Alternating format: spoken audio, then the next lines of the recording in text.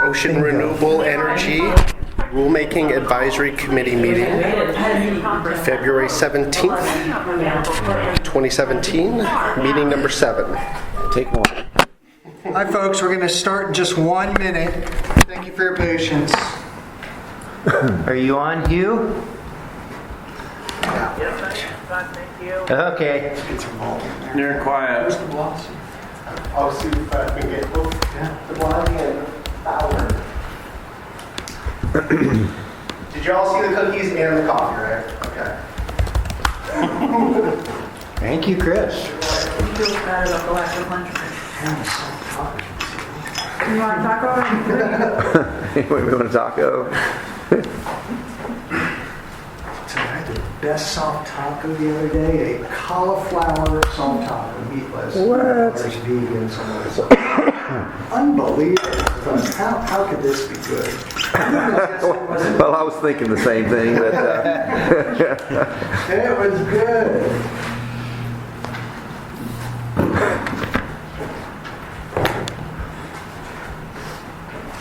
my neighbors are vegan. We go eat there every Tuesday. They've been doing it for years. Just cook a big meal. And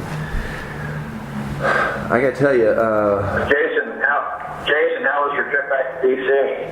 that was brutal. It was a long trip, and I've been coughing like crazy. I didn't have any meds, and I felt sorry for everybody around me. And my butt hurt from sitting 5 hours straight. How did the PMAC briefing go in the peer review? I did not experience it. I had to leave right as CalWave stepped up, and I think PMAC followed CalWave, but Belinda and I had to leave and get to the airport to catch our flight. It would have been. I heard that the CalWave presentation was substantiveless. Substantiveless. Is that right? The word? Not much to it. Not much to it. Content free? Say again. Content free? Content free. Agreed. Well, that's what I heard from Justin, who might be on the phone. Yeah, I am on the phone. Yeah, there wasn't a whole lot that they kind of talked through their talking points that GOE had asked them to do, but I think my comment was talked a lot, but said little. A lot on my mind. I'm hoping that I can really just be here and focus on this. So I heard we got Rick and And interestingly, Sam did that presentation without any input and didn't tell anybody about the peer review. We found out about it in mid-February. Yeah, well, thanks for Well, he deserved You did a good to. job making it. It's just, if you know some of the technical issues and some of the history. But he did a fine job talking. That's what he does. He's a talker. So remind me, where are you guys at? The Hills Canyon? Deadline for comments on the 401 certification for 2 weeks. How's everyone doing? Who we got on the And phone? that's the one where Great for Justin so far. Justin? Pacific Board tried to... Hugh's on. Chris, we want to call it the order. Yes. You started the recorder already? And they Yes. Okay. Yes. Well, good morning, everyone. And thank you for joining us here at the Oregon Department of State Lands for the 7th meeting of our Rulemaking Advisory Committee. You ready to go? That's all right. Why don't we just start with welcome and introductions. Thank you for coming here to meet us here in Salem today. I know it's been a few months, so we had to postpone the January meeting. I will start. I'm Chris Costello, policy analyst for the Department of State Lands, and we'll go to Kirk next. Kirk Jarvie, Department of State Lands, Southern Region Manager for Renewable for the Aquatic Resources Management Program. Mike DeBlasio, Department of State Lands, Aquatic Resource Manager. Tillamook, Marion Polk, and the Mechanics. Jason Bush with the Oregon Wave Energy Trust. Scott McMullen, Oregon Fishermen's Game Committee. Julia Kelly, Oregon Department of Fish and Wildlife, and the Ocean Energy Coordinator. Laurel Holman, Oregon Parks and Recreation Department. Andy Lanier, the Marine Affairs Coordinator for the Department of Land Conservation and Development. Ken Malta, Hydropower Program Leader, ODFW. Thank you for joining us. And who do we have on the phone? Hugh Link here, the Oregon Dungeon and Scrap Commission. Hello, Hugh. Walter Chuck, Port of Newport. Hello, Walter. Anno Husings here. Hi, Anna. Justin Kluwer, Pacific Energy Ventures. Great. Hey, Justin. Guys. Rick Williams, White Marathon. Hi, Mike. Anyone else on the phone?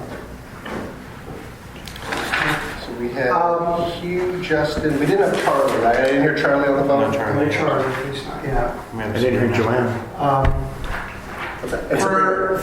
For folks on the phone, is anybody using the Adobe Connect on your computer? I am. Okay. Can you see some draft rule? Yeah, I can everything just. Great. Okay. And Rick was on the phone too, right? Yeah.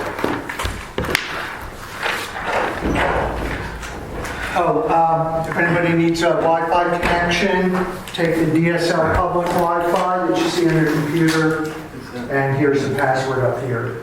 LAN's DSL. It's in the O drive.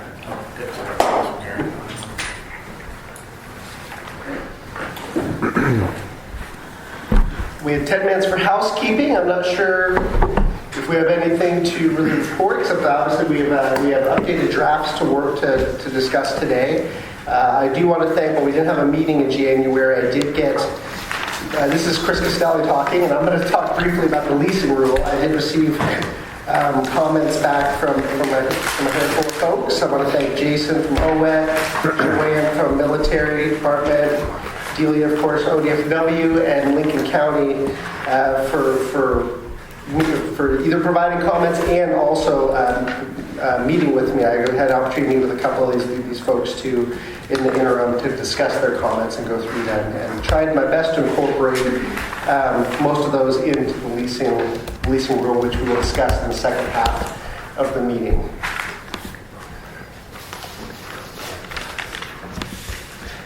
Is there any sort of, do I give everyone an opportunity for a quick update on anything? If there's any topics people want to discuss or bring up, or just get right into the draft rule for room fill rule? So let's give folks a chance to jump in. It would need to be brief because we need to cover today. Just other housekeeping real quick. So the kitchen's through 2 doors here. There coffee's out there, but there's water in the kitchen there. If you walk through the kitchen, go out the far door, you'll find the restrooms back on the right side. Thank you. Do we have a formal break period, Chris? Yeah, we do. Okay, all right. Okay, so otherwise, do any folks have an update that they want to share with the group briefly here before we jump into the draft GP rule? Not seeing any in the room. On the phone, any quick updates?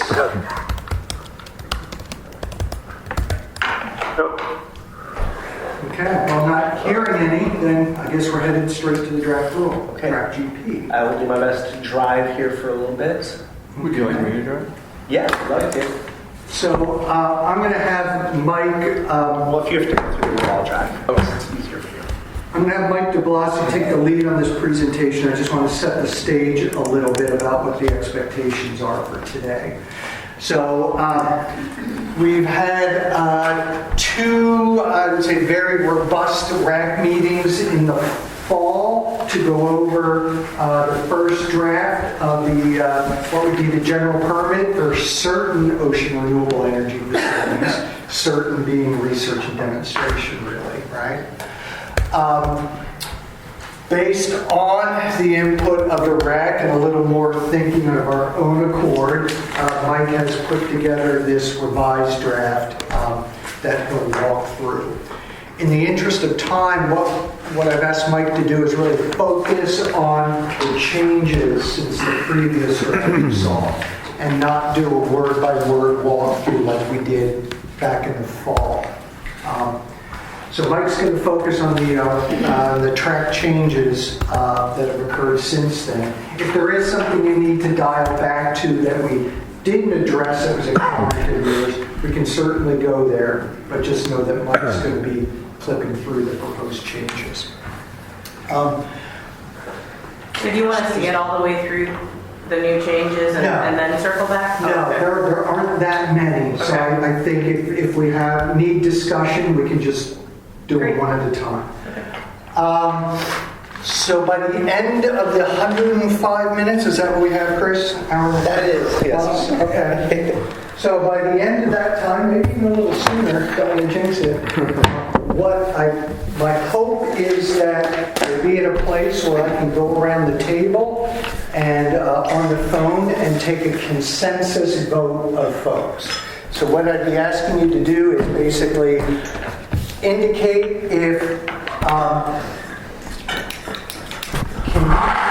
with the draft rule, with whatever tweaks, changes we might talk about today, can you live with the draft rule going out on the next step of the process, which is public review? So to be clear, I'm not asking you to accept on behalf of your agency or interest the draft rule as is. You don't even have to love it now. Frankly, you don't even have to like it now. Can you live with it, the language that we proposed thus far, for the purposes of going out on public review? That would be the question. Okay, so I guess with that, Mike, do you want to sit in the driver's seat there? Yeah, I probably should. All right, you got it. It's easy for you. Yeah. Go.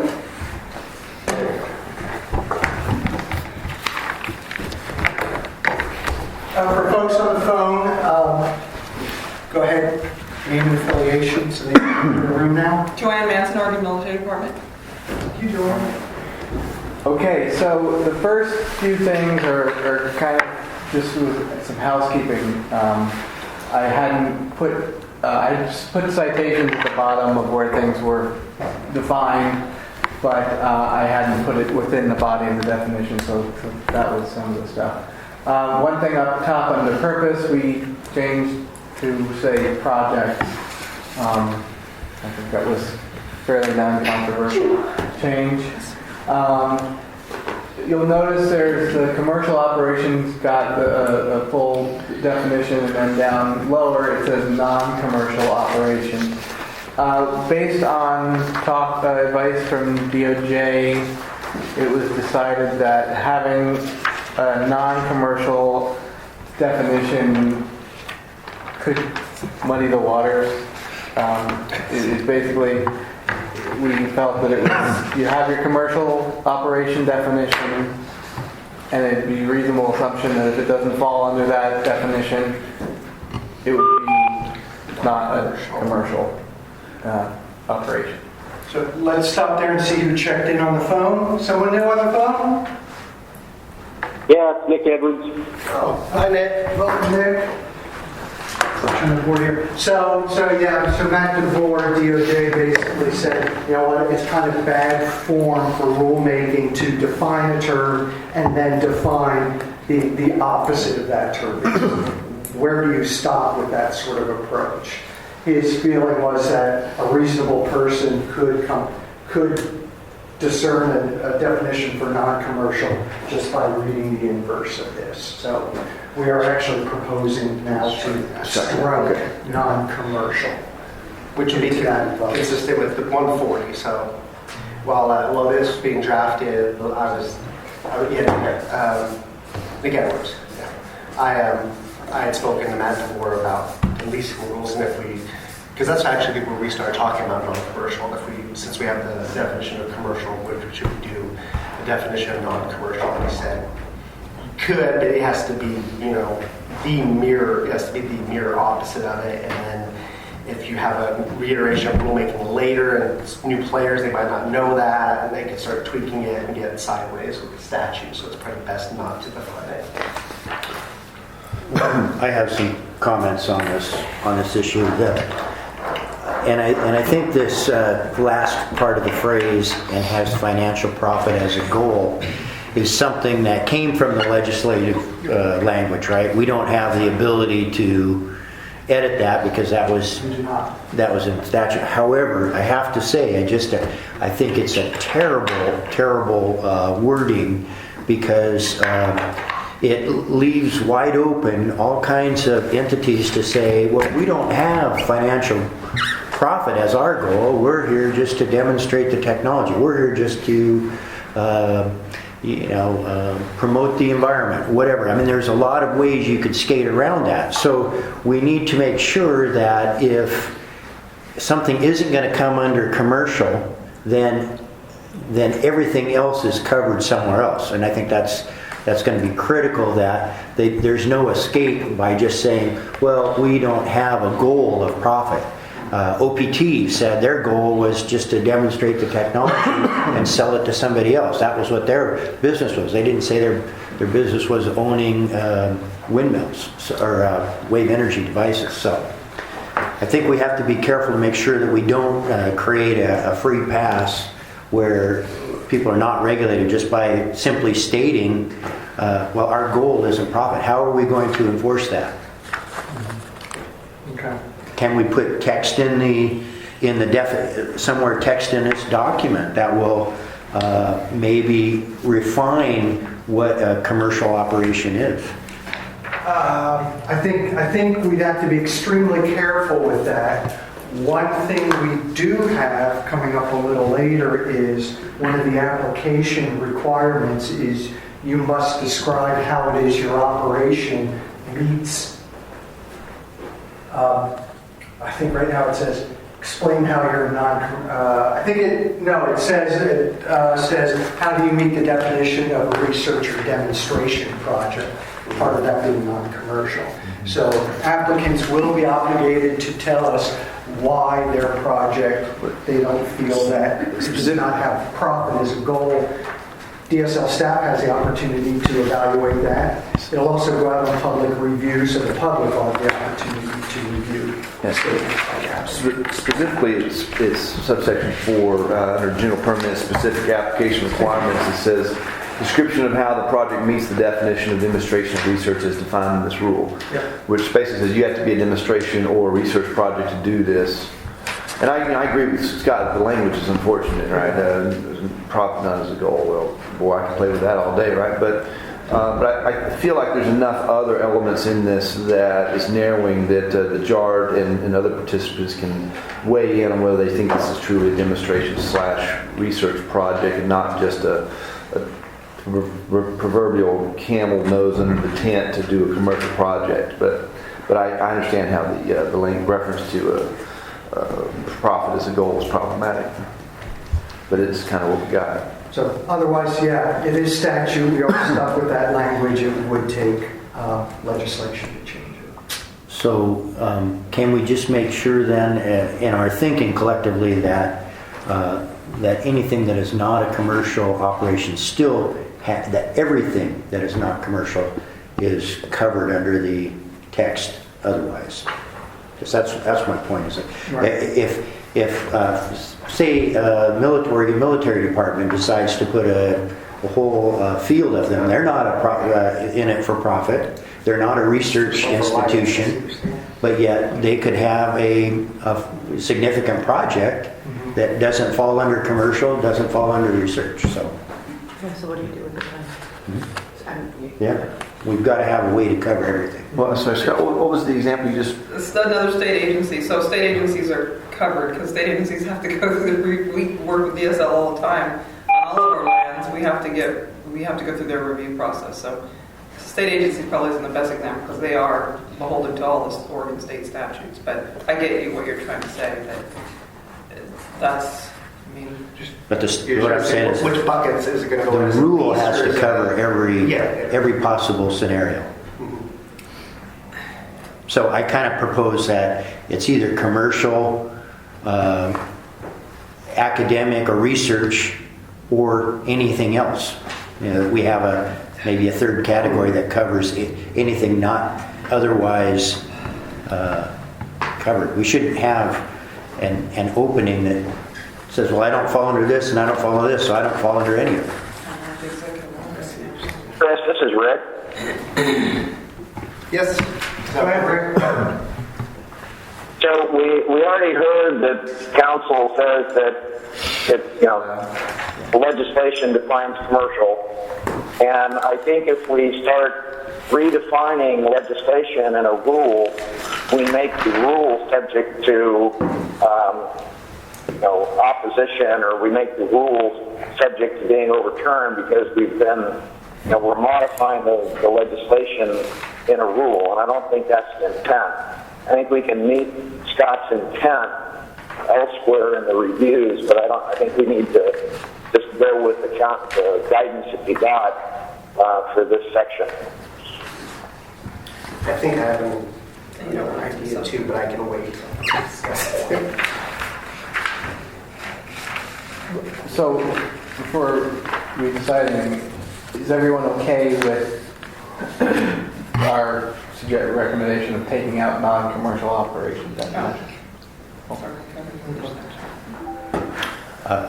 I guess I feel like we have to have something. So I think that the definition is too verbose as is, and I'd be happy to just have a simple statement that non-commercial operation is any other project not described as educational, demonstration, or commercial.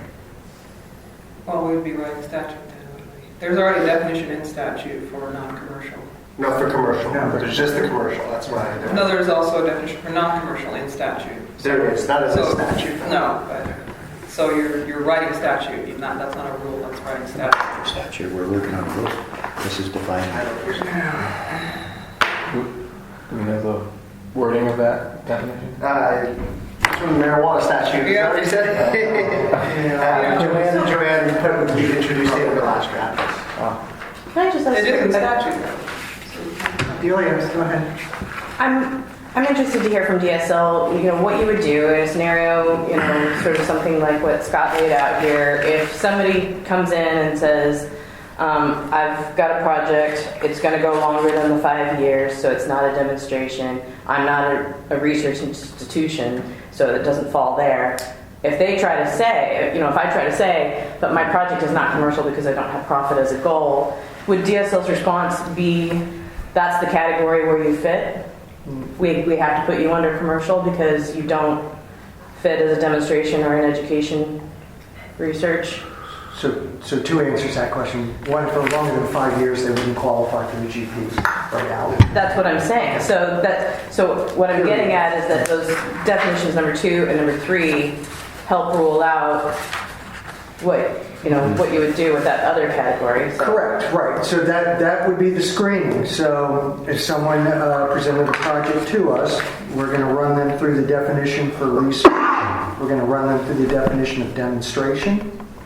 And we also have to look at the definition for educational/research institution, because that's part of it as well. So if they pass that test, they also have to, because it's an and statement, to qualify, they cannot have financial profit as a goal on top of those other definitions. And this is just the statute, the rules that would provide for a general permit. Right. And there's the JART recommendation on whether an applicant meets these requirements for a general permit. And if not, they kick them into an individual permit where they would be anyway. So I feel like your issue is addressed, Scott. This is what I'm saying. I don't see a third category that somehow gets through this. I mean, you guys still ultimately have the discretion to decide whether or not you get the GP anyway. Mm-hmm. And it is just the GP. You still just kick them into the IP.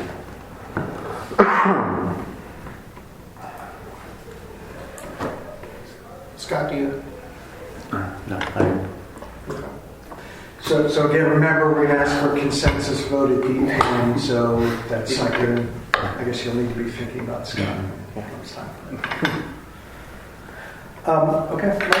Okay, so moving on, again, more just definition of sources. The territorial sea, we just X'd out this last bit, where it says it includes waters and seabed extending 3 miles, nautical miles, seaward from the line of mean low water to the extent of state jurisdiction. And we defined it means the waters and seabed extending 3 geographical miles from the coastline in conformance with federal law. And we will work in the ORS 196 reference, Yeah. where that definition Yeah. is. So basically, we just made the definition consistent with statute. That's Yeah, it. it's already there. Yep, it's already there. Okay. What's up there? Thought I did. Okay. So moving on. That was just cleaning up there. So removal and fill is limited to that part of the territorial sea between extreme low tide elevation and the 3 geographic mile limit. Because that's where the jurisdiction of the removal fill law is. Yeah. Yeah. Because it's an ocean shores permit above extreme low tide. Right. Right. Okay. Number 6, we added the upon recommend. Did you want to say it first? No, I figured that means. Upon recommendation from the chart pursuant to paragraph 2, cables, pipes, or conduit extending from the ocean shore may be decommissioned in place at project completion if expressly allowed in the authorization. And then That's the part. we put 1 foot very high. It's a meter. It's a meter. Yeah, Meter, I thought I edited it in the draft. Yes, well, it shows up in your red line as a meter. Yeah, Oh, this must be. this might be an older draft from the rack from the meeting folder for this. I don't know where your other draft went. It might not be in there. Okay. This is from the rack number 7 folder. So. Yep, that's and I just when I sent everything out. Have you worked on it since I sent everything out? I did. Okay, that's fine. Yeah. So it's one. It gives a chance to talk about it. Yeah. So it is 1 meter, and talking to Chris, he mentioned ORS 279879. Oh, 274. 2774. Yeah, sorry, my eyes are going.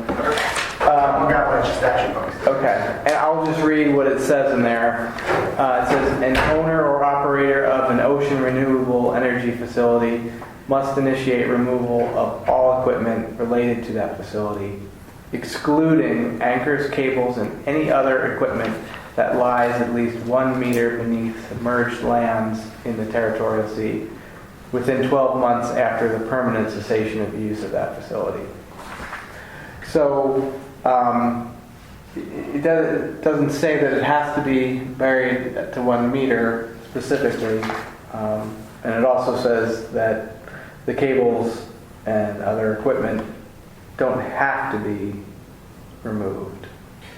But for the purposes of this, if you want to qualify for this GP, we're saying Right. it's in and it's out. That's part of the Right. determination that impacts are minimal, not cumulative. But that's the only place that I could find that refers to an actual depth of burial.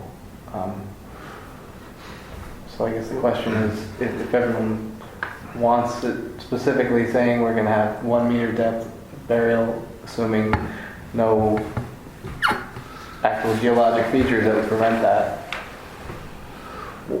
Wasn't there some statutory language that built on what was just read that referred to some discretion at DSL that if the environmental impacts from removing was determined that the environmental impacts from removing the gear was going to exceed what the potential environmental impacts would be of leaving it in, that the commissioner, that the director had discretion to allow it to stay in there? Am I not remembering correctly?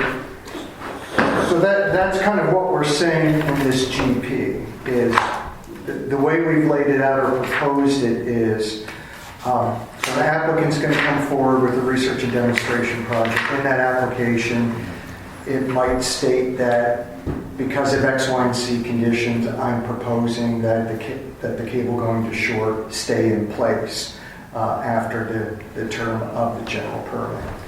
So that would first be evaluated by the JART, and DSL would expect a recommendation from the JART to, 1, go ahead and process this as a general permit, and 2, we've discussed the issue with burial, and we are leaving it in place. We are either okay with it or not okay with it. Then DSL staff basically takes that as a recommendation from the JART. We'll do any further investigations we see fit, and then make a final decision as part of our permit whether to allow the cable to stay in place.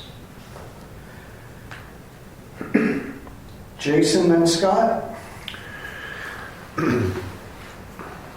So, the point I made earlier is builds on what I'm going to say now, which is it says on 6, all components and parts must be entirely removable upon recommendation of the JART.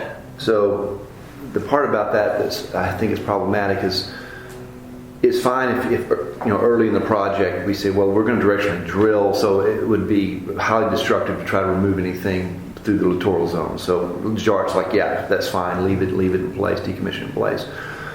But what if you've installed something that ends up having a great deal of something that occurs in the interim, like an accretion of material? Is there still discretion of the director to decide, well, in the 3 years this thing's been in there, there's now quite a bit more stuff that's on top of this cable or tube or whatever that's been installed, and so even though the JART didn't originally approve decommissioning in the place, it does seem like that makes sense now. Does this language allow that?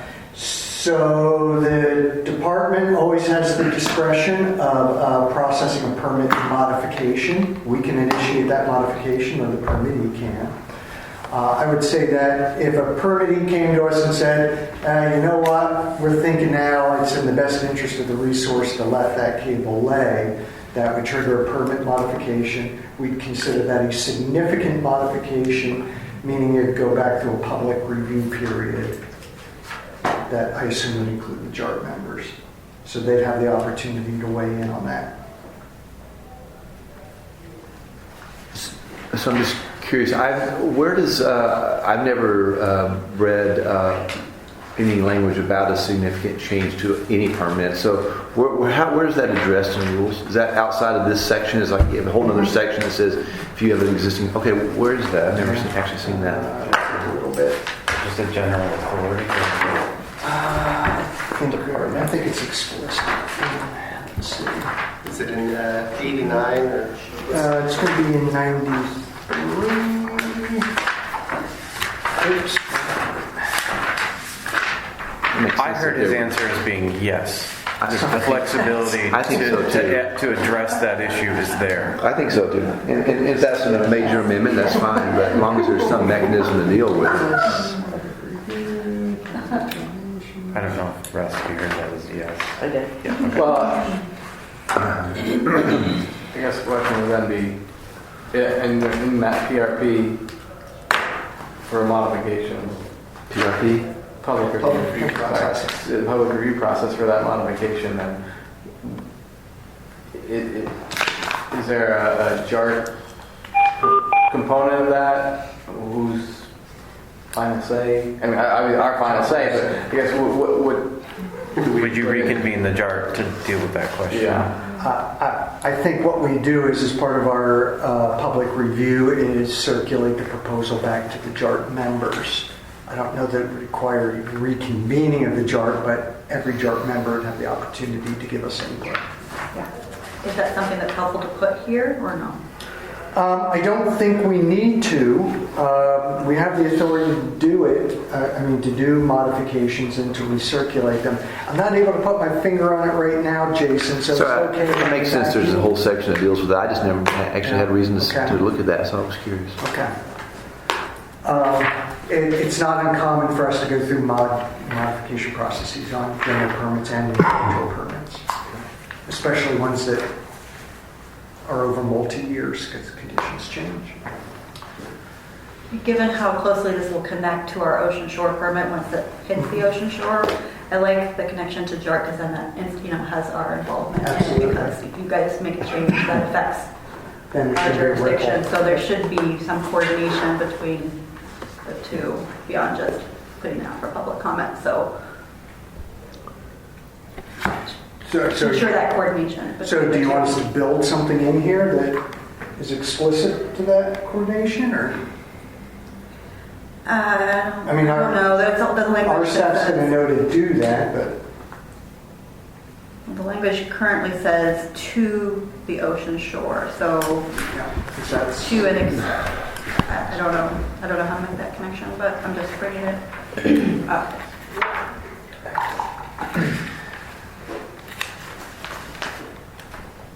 Yeah, I'm not sure if that's something you want to think about, if we need to add a phrase. Certainly not opposed to it. Laurel, I don't think I've ever asked, do you guys need to do any tweaking through rulemaking for any of this? Part I 5? think it or- just comes under our cables rules that we already have. You won't have the actual Regardless of facility the on your type. land, it's just the cable stuff. Yeah. But any facility on land would require, other types of permitting with the park property if it were on park property. I can double check, but I don't think we do. So it sounds like, so one change I know we need to make then is we just need to make a cross-reference then to ORS 270. 4, 8, don't tell me, 8, 7, 9? Keep your score at home.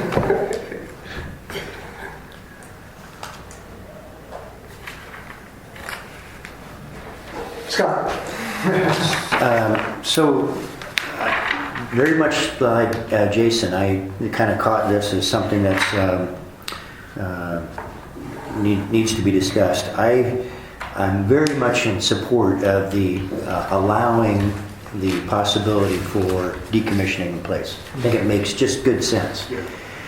But there's a little difference here, and it's sort of a policy difference between this and what currently happens with submarine cables. With submarine cables, they go under, and we're talking, a 20 or 25-year life. But they typically have a clause that say the director may require removal at the end of the thing. Here, we're saying you were saying you may be decommissioned in place, but then we're still retaining the ability to come back and say, oh wait, we don't, we're going to take that back. So it's I think we get to the same place, but it's a little different to say you're authorized at the beginning, we're authorizing you to decommission in place up front, as opposed to saying when it's time to decommission, then we'll determine if it's warranted.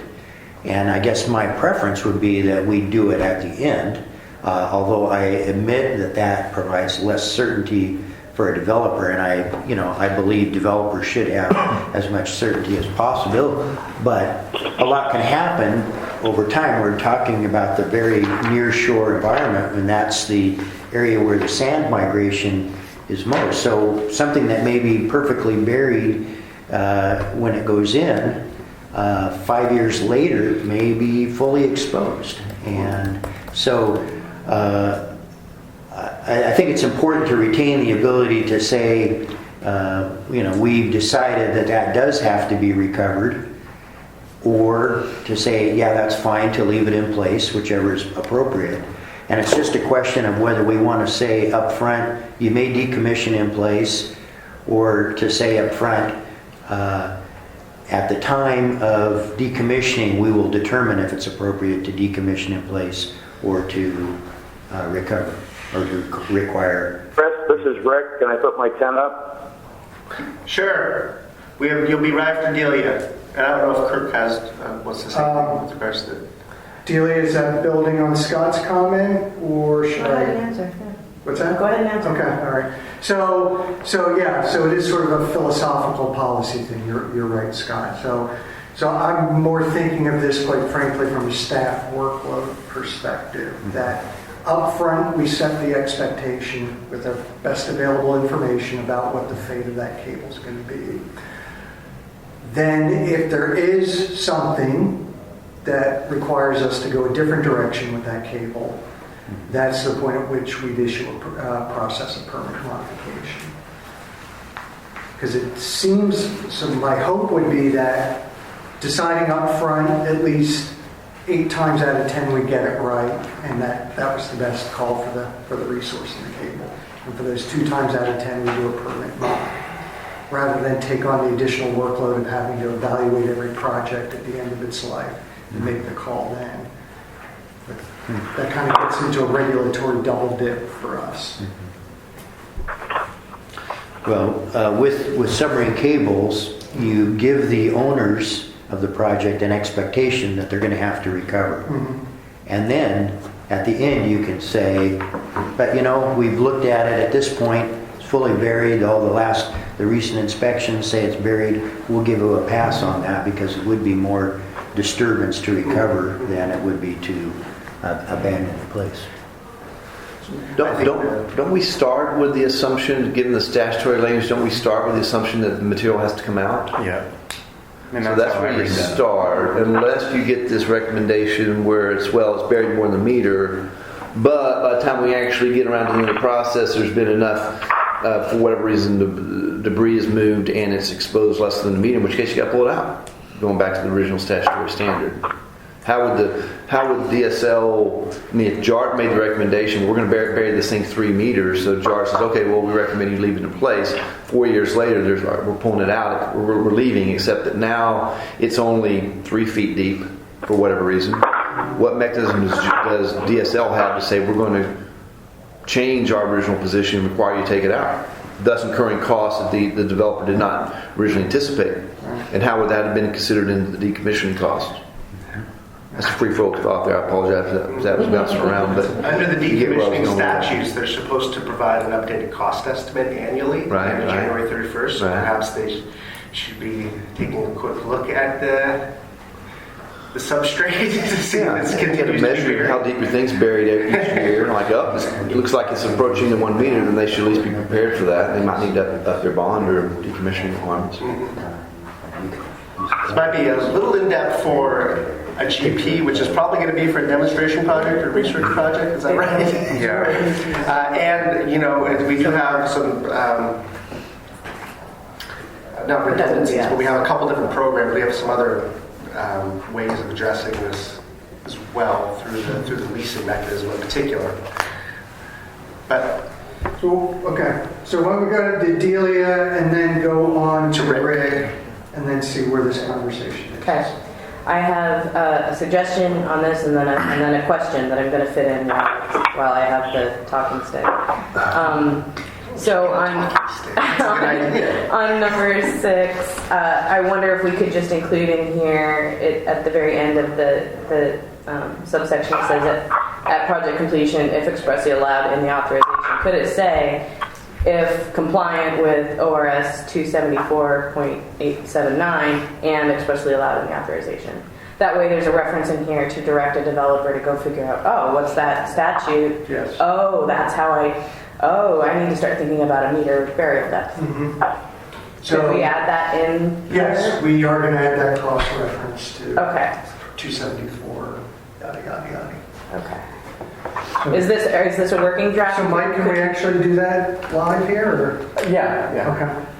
My one concern with that, the way I read that 274.879 is it's not saying, it's gives a broad latitude to the I guess the applicant or the owner about taking the cables out, because it says it's excluding anchors, cables, and other equipment. that lies at least 1 meter beneath, which is a little different than what you have written here as far as material. Right. But this paragraph is, so the only thing we're allowing potentially to stay in place are the cables to shore. Everything else for research and demonstration projects comes out, period. Right. There's no negotiation there. Unless you get an IP to let it stay. Can you say that again, please? Sure. So, under this general permit, what we're proposing is for research and demonstration projects, no matter what, everything comes out of the water when the project is done. The potential exception is a cable going to shore, where we leave open the potential to allow that cable to remain in place. Everything else has to go, period. Okay, that precludes a number of anchors that are intended to be deeper than 1 meter isn't it also in the legislation that anchors cables that are deeper than 1 meter are exclusions? It is, yeah. And I think Kirk is just saying if you want this streamlined permit, as opposed to it wouldn't be eligible for the GP, you would need your IP. Doesn't? Yep. There are embedment anchors that are, if we could get to the point where we could use them, they would be less disruptive. But once they're in and deeper than 1 meter, they're like the section embedded plate anchor, you don't take them out. So why are we making a distinction here that, as opposed to what else is set up, anchors, cables deeper than 1 meter, that we're excluding anchors that are deeper than 1 meter? You just don't get the general permit. You just have to get an individual permit. So I want to ask my question before. And that was Delia. Before we. Okay. So up in number 5 it says no removal or fill in wetlands or waters of the state. So if I have a cable that comes to shore or it needs some connection on shore or whatever, and I can't find a place at the Oregon coast without a wetland or a water body, I don't get a general permit. I need an individual permit. Is that true? Right. So so if a cable comes to shore and it's going, and you got to build some sort of junction box, whatever that is, and that junction box is in a wetland, boom, you're kicked out of the GP. Okay. Because now mitigation requirements kick in, lots of other things are unleashed. Yeah, if your cable doesn't come directly over to the sand, if it just cuts across the mouth of the Alsea River or something, same thing, right? Got it. Thank you. So how do you want me to install that reference? I mean, would we say must vary below, or at least 1 meter must be? No, I think what we'll do is, for now, just type in like cross-reference to ORS 274. We'll figure out what the exact rule wording will be. But that, My point was just I wonder if we could have it explicitly in there because it does provide a good reference, some good lead-in material for a developer. I will just, I'll say this for you guys to consider. I'm sorry. Is that good? To consider if you are going to cross-reference, and this kind of goes to Rick's point, you might need to do some further explanation as to why it's not. If you're going to cross-reference 879, which, as Rick did correctly mention, does include excluding anchors as a different set of structures than this, you will probably cause some confusion as to why. Yeah, so anchors are allowed, so you'd have to say why. right. So with the cross-reference, we'll state only as it pertains to cables going to shore or something like that. For the joke, yeah. Okay. I'm confident you can find a way. Yeah, we'll figure it out. So, okay.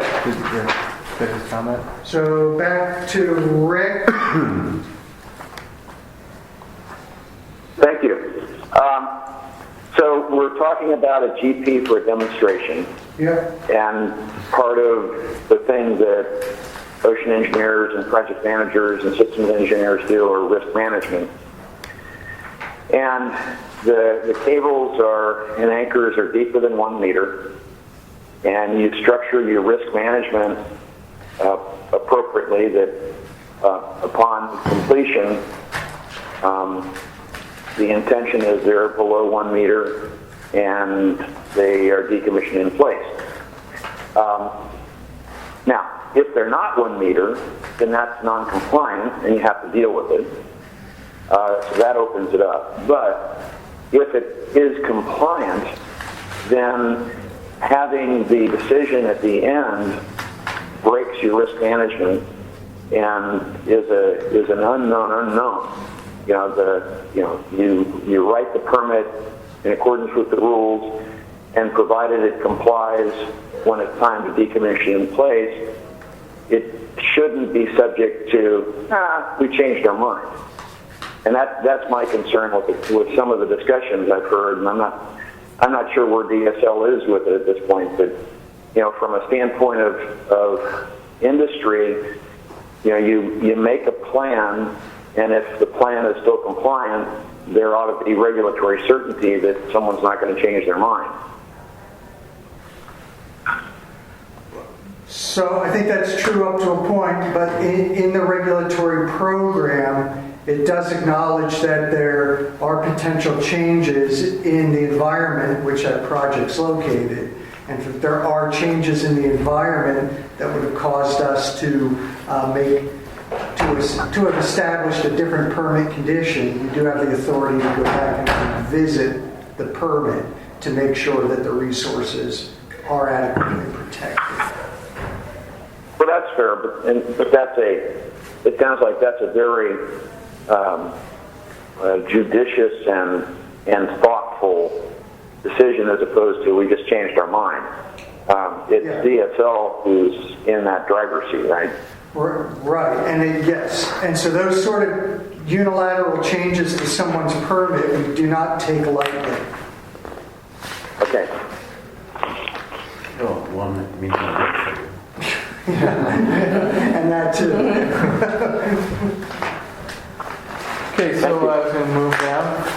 Oh, Scott. Yeah, well, I guess philosophically, I believe that Rick has a good point about an embedment anchor. If it's below 3 feet down, or 1 meter, whatever the other statute says, I don't see any real reason why it should be treated differently just because it's an anchor, not a cable. But I do want to, I don't remember exactly the wording that Delia used, but I really liked it. And I think the key thing is that all of any abandonment in place needs to be done based on the current conditions at the time, not the fact that, well, when we put it in, it was 6 meters down or whatever. It has to be what it is at the time. Things can change, and realistically, I think if there's some expectation that there'll be an assessment prior to decommissioning to determine, then I'd have no problem with embedment anchors staying in place as long as they're below the meter.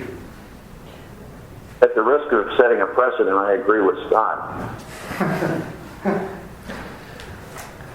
And Kurt, based on what we were talking about earlier, which we'll get to, would that ongoing monitoring, that would lead everyone to know what's happening and if there was going to be a need before the end of the research project. Yeah. I don't think it would come as a blindside. It's not a cheap thing to determine cable burial. I mean, this summer we have a ship coming to do an inspection, a 5-year inspection on submarine cables, and it's a big job to mobilize the ship and bring it out and have special equipment that's sort of like a metal detector on a big grid that triangulates the depth of burial based on this big grid that goes over the cable, and then it triangulates down the depth. But it's mounted on a full commercial ROV, so a vessel that can do that is, probably you're looking $50,000 a day. Crazy. I would think. Yeah. So here's one of the places we need to be thoughtful is, the kind of stuff that Scott just described for an inspection on a telecom cable for somebody who has the deep pockets like, telecom companies. You can't afford in a demonstration. So there has to be, you do an inspection, and if it appears to be buried and it doesn't, if it's scoured, it's going to be pretty obvious. I don't think we can expect in a demonstration mobilize that kind of commercial rig. We don't have it in Oregon.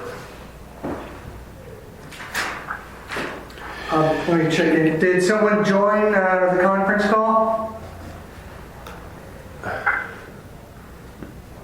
Somebody drop off. Yeah. So can we go back to this issue of the anchors? I had not considered this, but I didn't recognize that you'd only made reference to material that was crossing the littoral zone as opposed to an anchor.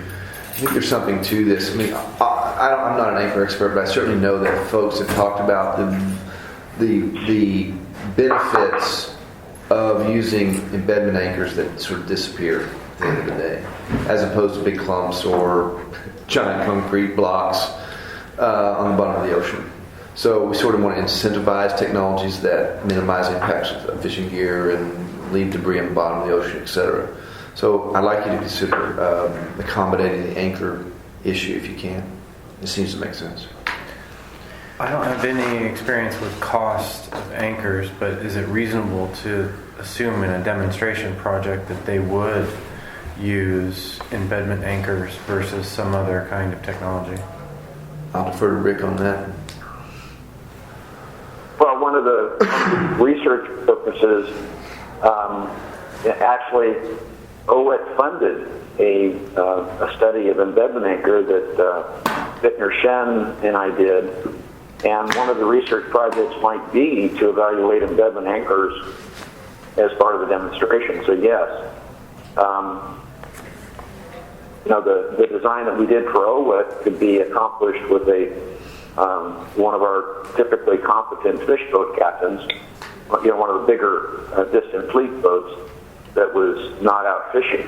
So the whole idea was, can you do embedment anchors with the indigenous vessels that live around Newport and Astoria? And the answer was yes.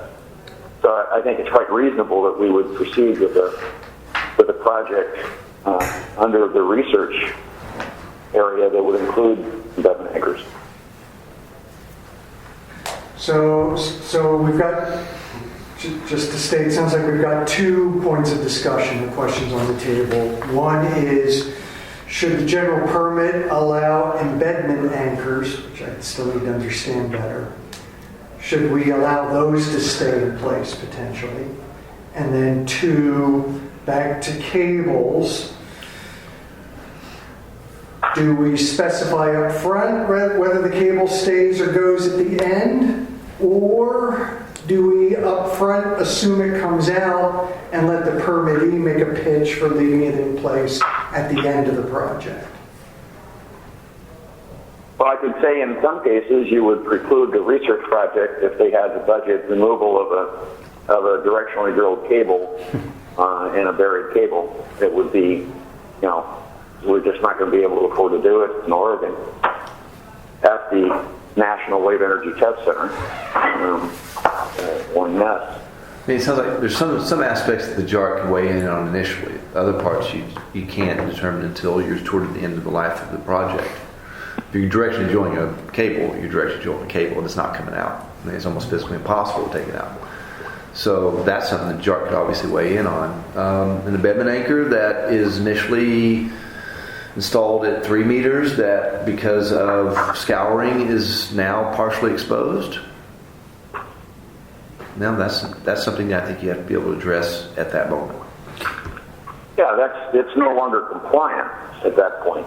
Yeah, actually, I don't know if it would matter for the GP or not, because if it was in that scenario, it wouldn't be buried more than a meter in the statute. Right, it comes out anyway. Yeah. Scott? Yeah, a question for Rick. Rick, I'm not real familiar with embedment anchors, but would they be sort of taut chained to the device, or is there a lot of slack related to them? And the reason I'm asking is if it were something sort of a taunt, you could put markers, you could weld some stainless steel, sort of like draft marks. You could reverse draft marks. You could start at 1 meter, 2 meter, 3 meter, or foot or whatever, and weld on if it was stud length chain. You could weld on the chain what the depth was, and then you could say, well, there's visible, from the 5 foot marker is showing, and everything below 5 foot is out of sight. So we assume that's buried 5 foot if in fact that chain is taut when it's in position and not just laying slack on the seabed. So what you're talking about, I think, is a great idea, particularly when we talk about it up front. And it's kind of like your ideas on how to anchor instruments without using railway wheels. If we explain that to people up front. So getting back to the embedment anchor, I call it toggle bolt of the sea. It's you use a suction can to embed a plate.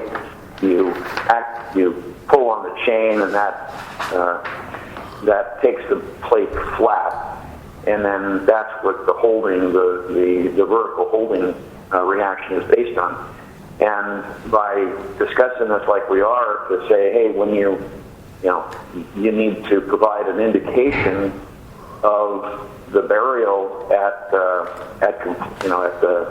decommissioning, then yes, having stud links in there that mark the number of feet, meters between the top and what's embedded is a great idea. So that's a case where we could have demonstrated proof. As far as the directional drill conduit based on the post-lay burial and the drill profile record, we're going to know how deep it is. As far as cables, the burial post-lay inspection would indicate the depth of burial, and that's the only one that worries me, is having to, if it hasn't scoured and if it's scoured and is exposed, it's non-compliant, and you have to do something about it. If it's apparently still buried, then having to mobilize the kind of rig that Scott knows about and I shudder at the day cost of would not seem to be reasonable for a research project. So I think reasonable people can come to here's the permit, it's intended for decommissioning in place, and based on a reasonable inspection with the kind of ROV that we have locally, which would be like a Seabotics or a little inspection class, then if it's based on the decommissioning inspection, if it's still buried, it remains in place. If it's not buried, it's non-compliant, and you have to make adjustments. Delia. Okay, so for the sake of these rules, I don't think we need to write in here how DSL is going to get an applicant to, demonstrate that they. I have an expectation that DSL will hold any developer for any kind of project accountable for compliance with statute, right? That being said, I don't really see a reason for a 5-year research or demonstration project to be held to a different standard than other development types in terms of the anchors and the burial depth. So I think we'd be okay with making it just straight up compliance with the statute. With, Instead of parsing out cables. Instead of parsing out cables and anchors. So, our 2 cents.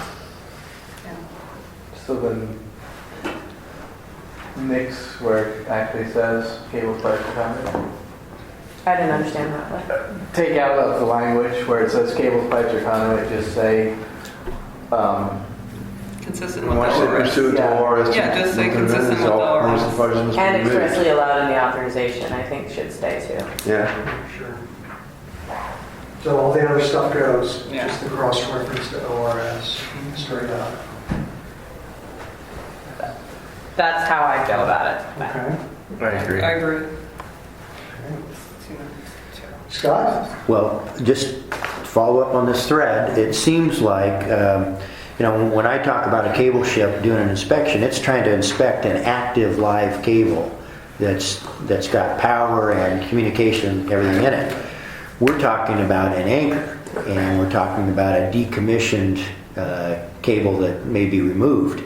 So at the end of its life, there's no reason that you couldn't have a large fish boat, tow a grapple with a 1 meter penetration across and determine is it buried or not. If you swipe several spots, so we're not talking a huge effort on the part of a project developer to confirm that yes, it's still adequately buried. So I think as long as we still have the mechanism to document, have the developer document that yes, you can abandon in place provided you show that there's no evidence that it's less than 1 meter buried. Okay. So remember, we haven't gotten to it yet. At the end of the GP, there is a requirement that the permittee send a letter to the department verifying the removal of all ocean renewable energy components, yada, yada, we could require at that same time. And evidence that any Yeah. any Yeah. items, whatever staying in place, or at least one, comply with ORS 274. That's a good idea. Okay. I like that. Okay. We can pick up on that again, so we might have something there. Okay. Well, that would certainly simplify the rule. I love that idea. Okay, so just so everybody's clear, so when we take that vote at the end of our time here, this paragraph number 6 is going to be simplified to essentially say that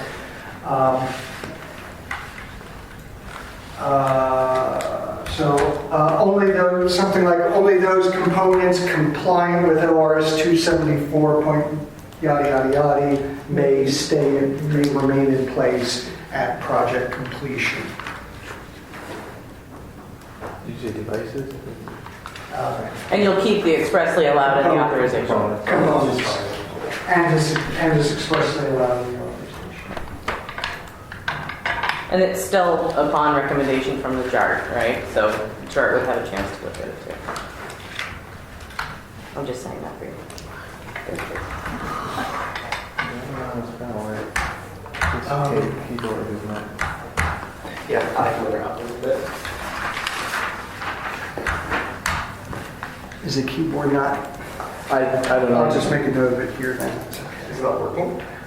I feel like I'm typing and sometimes it misses a letter I type. Oh, this is the Bluetooth connection. Could be. Yeah, but I don't. I need new batteries. We better move on. Yeah. Okay. Mike, we won't worry about that. We're going to fly there. So why don't we go on to paragraph at the top of the next page. Okay.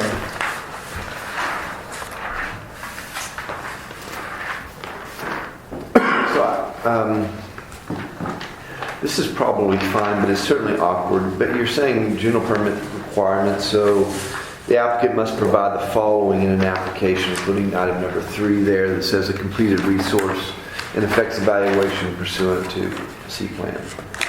Except that you don't, if you're at a REFSA. Which we have to modify a little bit because actually Part 5 of the TSP only excuses NIMRIC. It doesn't excuse all REFSA sites. So it's only NIMRIC that will be excused when completing any resource inventory and effects evaluation. Okay. The operations plan is the piece that's excluded, right? Yeah. So which we need to talk about.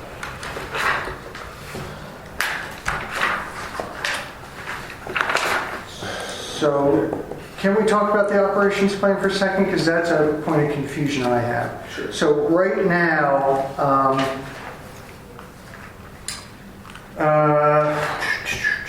so in the application requirements, we talk about, hey, you have to describe the methods and timing for facility deployment recovery, description of anchoring and attachment systems, et cetera, right? But Part 5 of the Territorial Sea Plan, Subpart C says an operations plan is required for everything except NIMRIC. So don't we in this GP have to require an operations plan? No. Chris, you were going to clarify that. Is that okay? So in C, no, it's in B. I think B, section F, which is pilot and phase development projects. So that's page 12. That starts at page 12 of 55, and then page 13 of 55. There is a footnote 17, which says pilot projects that are authorized under the standards and conditions of this subparagraph F2, which is pilot projects, are not required to fulfill the requirements of section D I believe section D is the operation plan section. Does that sound right, Andy? It does. Big D, yeah. Big D. Somehow my part 5 looks different than your part 5. Early on, you remember? I just grabbed it off their web this morning. No. Yeah, there's ghost copies. There's like old versions on the web. We talked about that in the second meeting. Yeah, that's us. We're going through a big web migration part, and I've been trying to clean up any old versions, but Yeah, there's, sorry. Okay, that's okay. So to clarify, if you Google okay, it, you can so find like if I'm understanding it correctly, it's research and versions that you demonstration. can't get to from our website. Been hacked. No, it's just that there's Yeah. multiple people. And So Kirk wants to clarify, and Andy, you can concur. You can give a federal consistency concurrence. yeah, So for purpose of the research and demonstration project, an operations plan as described in Part 5C wouldn't be required, and we would stay with the requirements as stated now in paragraph 5. Is that correct? Okay, what? One more time with feeling. Okay, so if we're now understanding the correct version of Part 5, it excuses pilot projects, which for this purposes are research and demonstration projects, from needing to prepare or complete an operations plan as described in Part 5, sub C. D. D. D. But otherwise, yes. Part 5. Okay, yes, that sounds right. okay. So any research and See demo that? project, you're saying I didn't bring any my- research and demo project, not just numeric. Correct, this is correct. Got the clarification. Yeah, Pilot project stuff you, Andy's our expert. Yeah, that's so basically we're proposing to energy keep developments, 5. removable, if we shut down quickly, not in sensitive areas, for the purpose of testing. Scott, go ahead. Yeah, well, I guess this goes back to my earlier concern about commercial versus everything else. And if you look at the footnote, it talks about the second part of the footnote, standards and requirements of Section D, which operation plan, will apply to an applicant to convert from a short-term to a commercial operation. There again, it only says commercial. So if we have these other, say, a military base that doesn't fall under commercial because of the definition, that would exempt, it would open the door for exempting them from an operations plan, other projects. I don't think that's the intent. But anybody who wanted to make the transition from the pilot project to a commercial or the anything else category would have to reapply for the subsequent authorization. Yeah. And during that process, they would no longer be exempt from Part D, I Correct. think. which is the Right. operation plan development Yeah, so at that requirements. point, then they have to develop an operation plan, no matter who they are, Yep, I think. that's correct. Okay. Yep. The footnote sort of misleads that. It's a because- little tricky, yeah. But it is going to the next level of, as Delia said, of kind of Next scrutiny. phase. It's bumping up the level of scrutiny when you Oh, go you're from talking that about- general permit to the next 12. level, 13 is to which is For those on the consistent phone, with we're on Adobe Connect, we're going to Part 5, page 13. One more page, I think. Keep going to the bottom, it's footnote, or particular footnote 17 is kind of what we're debating or discussing right now.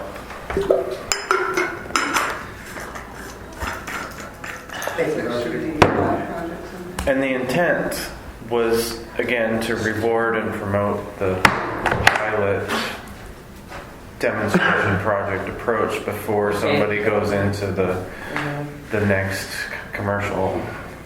So that was the larger intent, is that if you are working under the pilot project, which in this instance would be the general permit, that the hurdle for getting to that permit is less.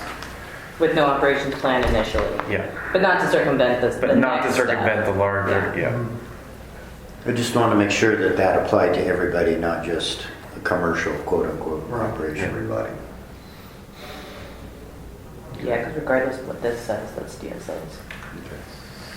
But they all have to do the resource inventory and effects evaluation.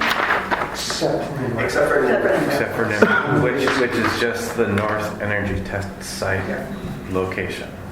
Yeah. To be explicit about that. Hey, Justin, are you still on the phone?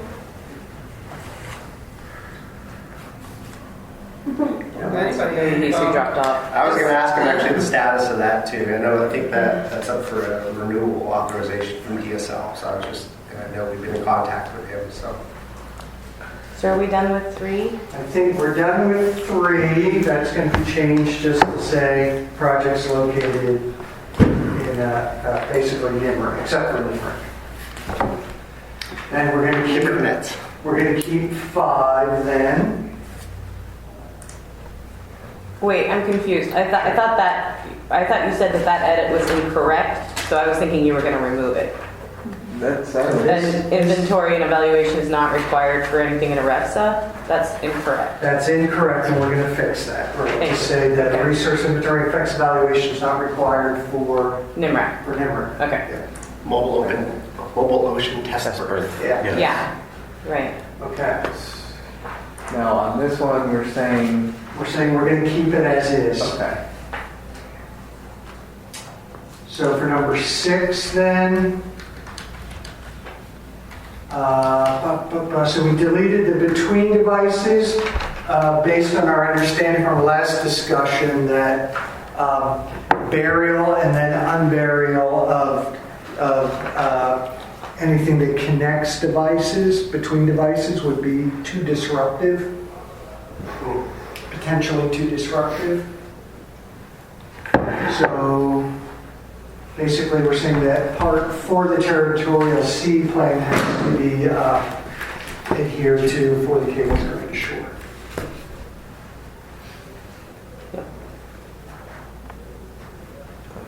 Scott, do you still have a question? Your 10 seconds. Sorry. Okay. Okay. And we're gonna. Yeah. I'll just move on to fees then. Yep.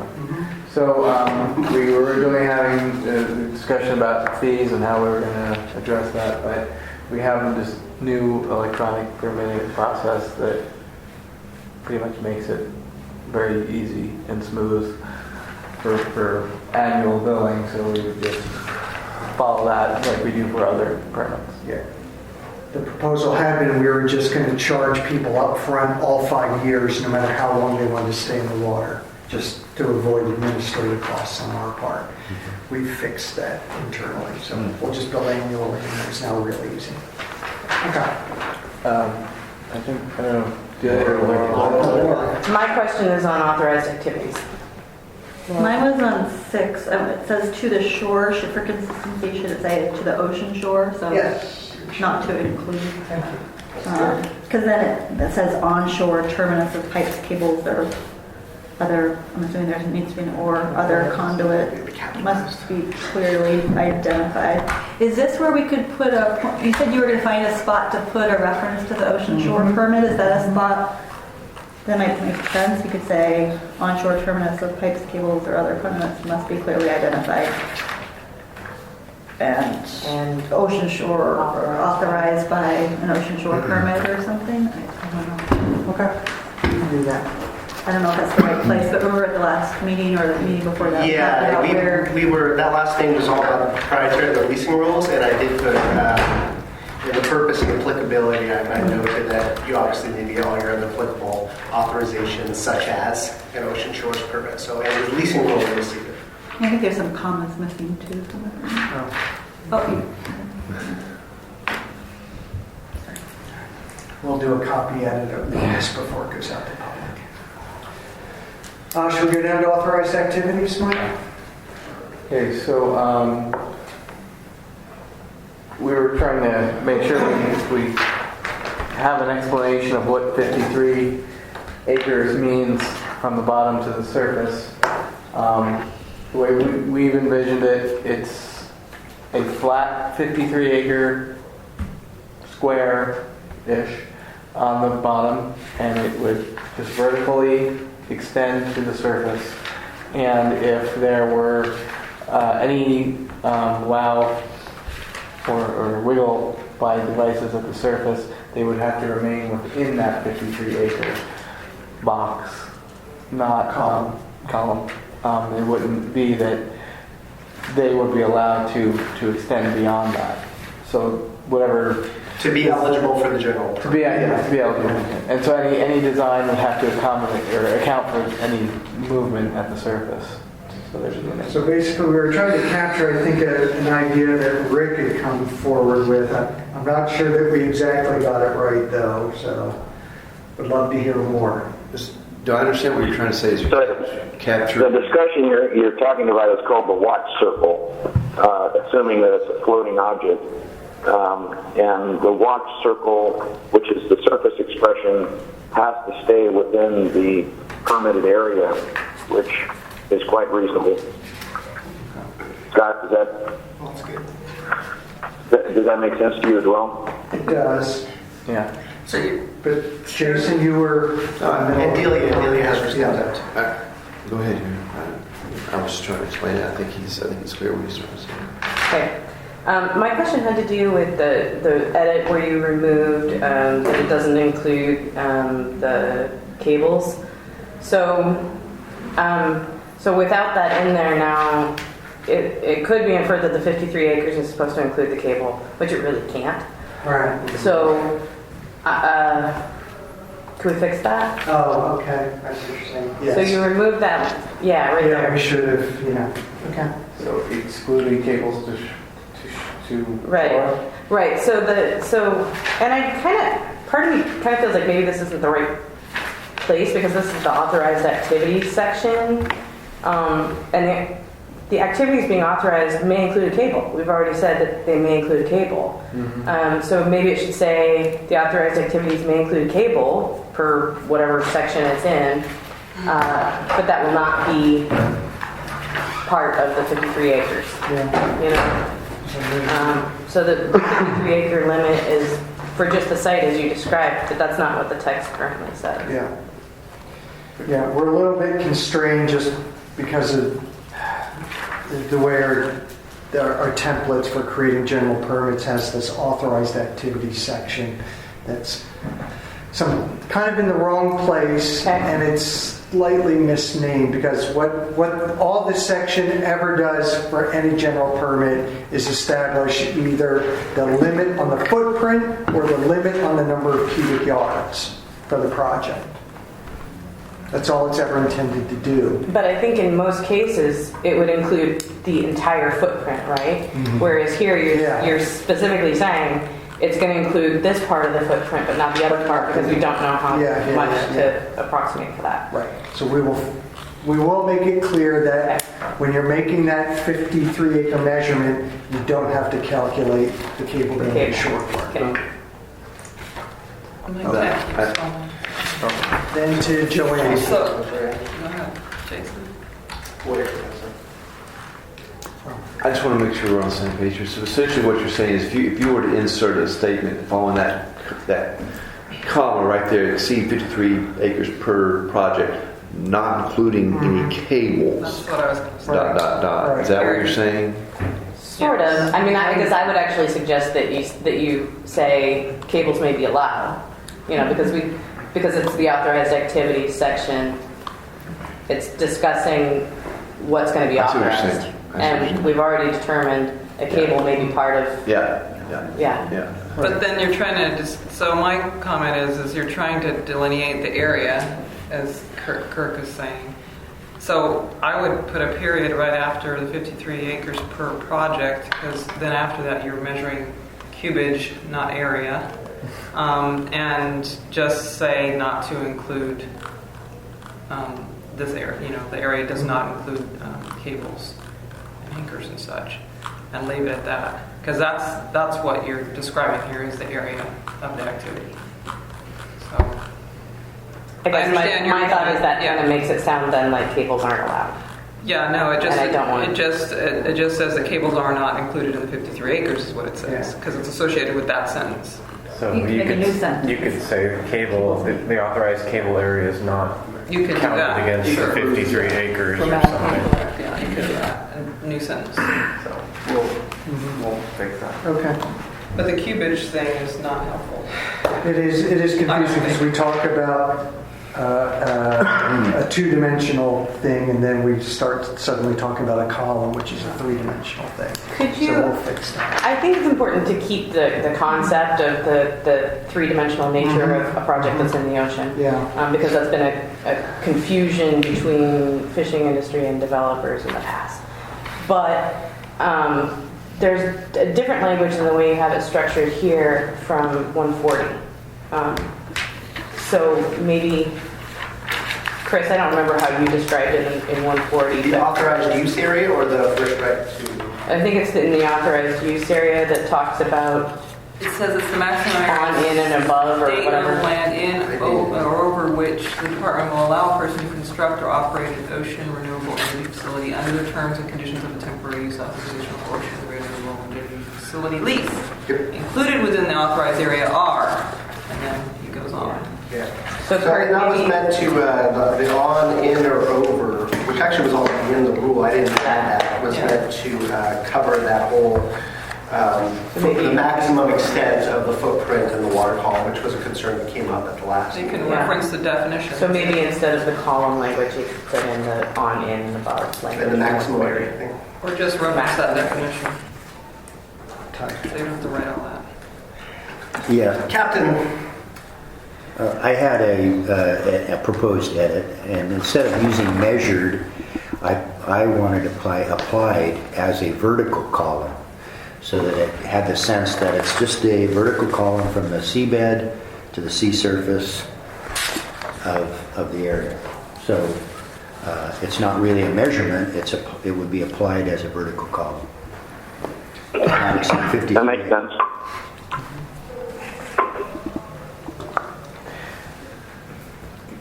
Okay. yes, sir. Mike. What Joanne was reading, that's in the.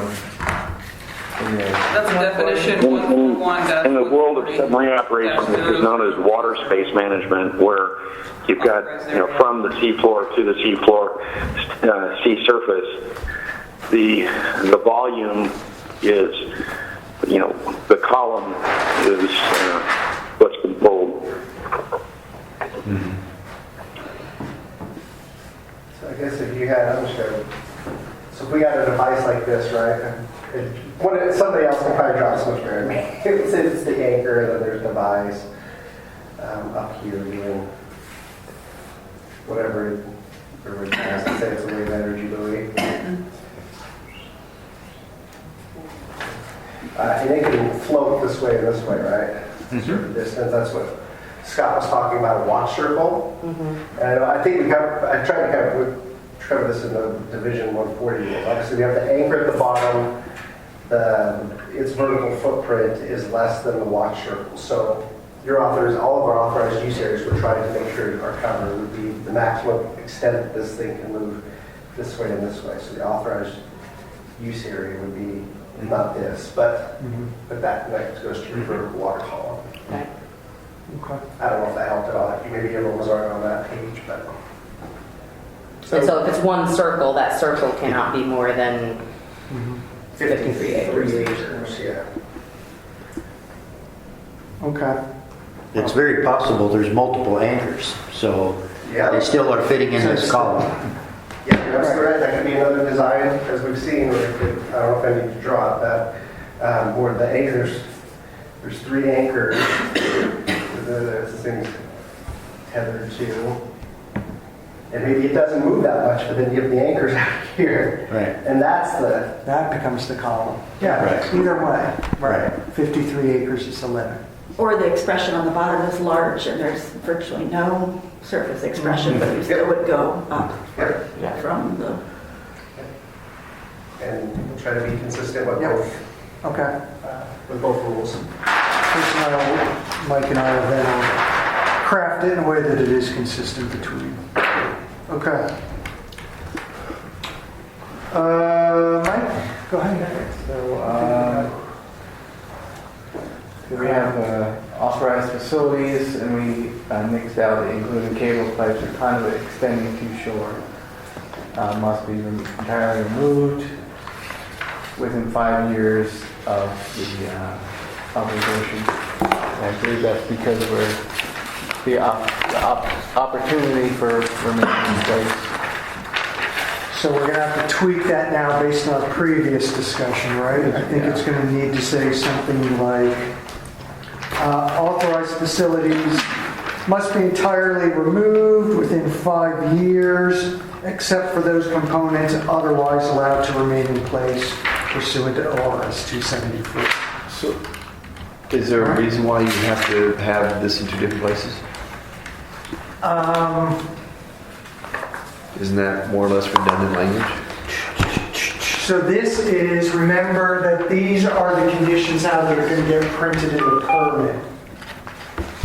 Okay, so this is what the permittee is going to see in the permit. So so this is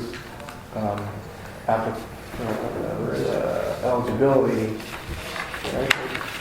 Yeah, eligibility requirements, and this is permit specific. I guess I don't understand that difference. What tell me? So this, So you don't even qualify for this unless you meet these requirements. yeah, so And Right, we're going right, and we're going to stipulate in your permit that's the enforceable part of all this. The requirement that the things have to come out that are compliant with ORS 274, and they have to come out in 5 years. Okay, I'll take your word for it. Yeah, I do agree with you. There, it is something, it's duplicative within the broad context of the rule. We just want to make sure that that condition actually shows up as a printed permit. Okay. Yeah, yes. So are we clear on that? That we're going to change that to be consistent with our previous language about only those things that are compliant with 274 get to stay in place. And then we'll keep the part that talks about if it all gets converted into an individual permit, then it all can stay in place. Okay. So next we have the talking about the.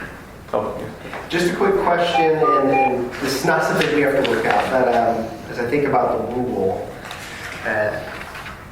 territorial CSO is capitalized there. Territorial C, it's capitalized in your plan, but in chapter of statute, the I use release rule It's is not capitalized. It's not capitalized in most other statutes, I believe. So I stopped I changed it all lowercase in my rule, so I just wanted to let you know in the leasing. It's only capitalized if you're referring to the proper noun of the territorial C plan. Yes, right. territorial C. State's is territorial capitalized. C is not a proper noun, it's just a place. Right. Yeah. Location. Okay. So I saw it in there somewhere. Okay. Not that it's a consensus item, but just wanted to. I disagree. I want it capitalized. Do you need a cookie? Okay. So with the fish screens, I'm totally opposed to that. No ODFW compliant fish screens allowed. we just changed the wording. What's So the I have difference a between that question and about the that. general condition 5? I'm curious, what's the difference between that and general condition 5? Do you have an answer? It says ODFW fish passage requirements is one of the conditions. So isn't the ODFW fish passage requirement, doesn't it require that? No, the fish passage isn't applicable here because it's in the ocean, so we've determined that these projects wouldn't be considered an obstruction, which is the sort of the baseline criteria for fish passage. Fish screens, however, are still required. So my comment was,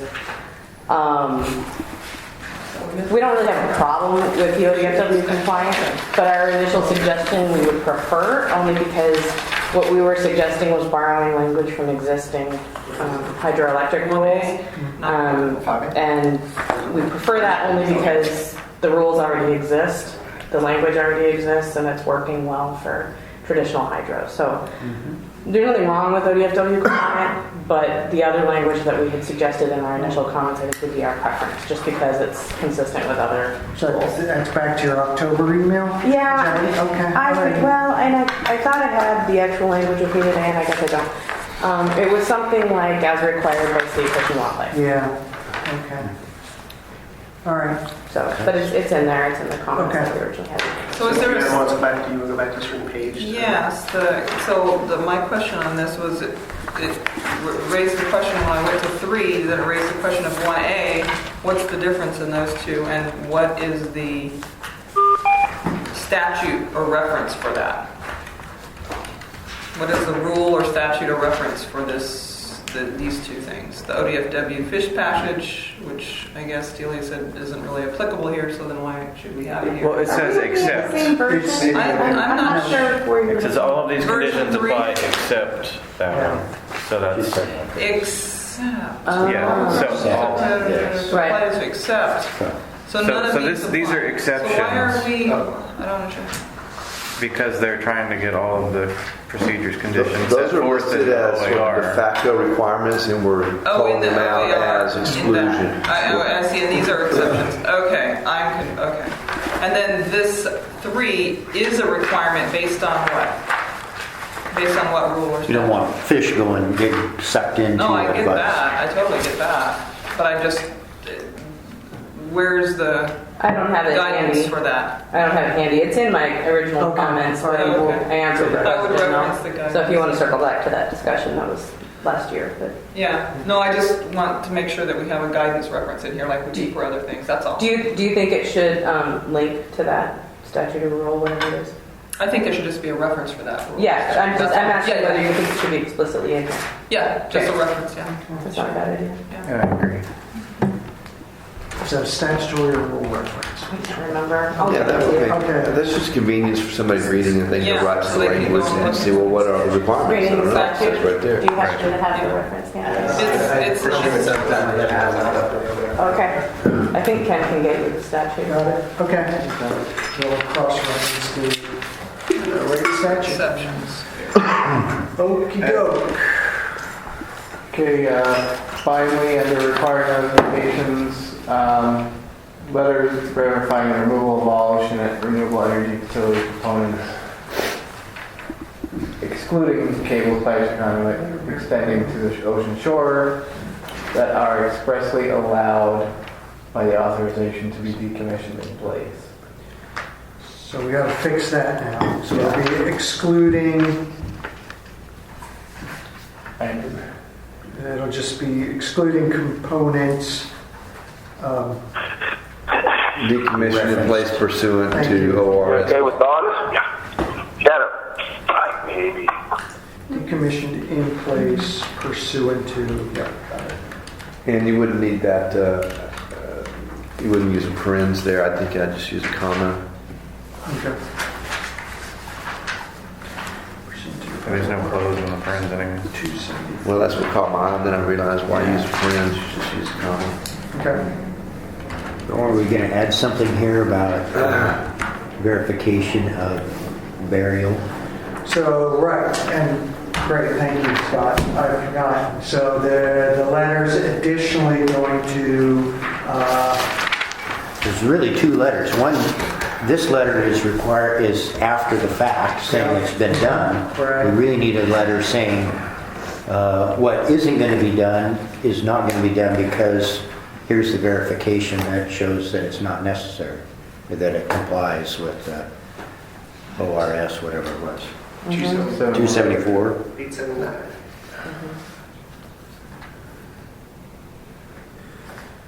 Do you dream in statutory numbers? okay, so prior to project completion, No, that's a nightmare. if you will, or prior to the end of the 5 years, we're going to get some sort of certification that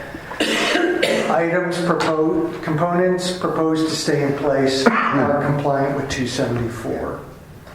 After project completion, there'll be a second letter that it's all out now. Good. And it's not the only check and balance. I mean, it still has to be consistent with Part 5 of the Territorial Sea Plan and everything in there and releasing rules. Just thinking, yeah. What happens after the project is done, after you confirm that it's buried and 10 years from then comes unburied? What is that? What has happened in the past? We haven't had that Haven't had pass that. yet. Okay. So it, For anything. I'm not sure what DSL could do. It'd still be a violation of ORS 274.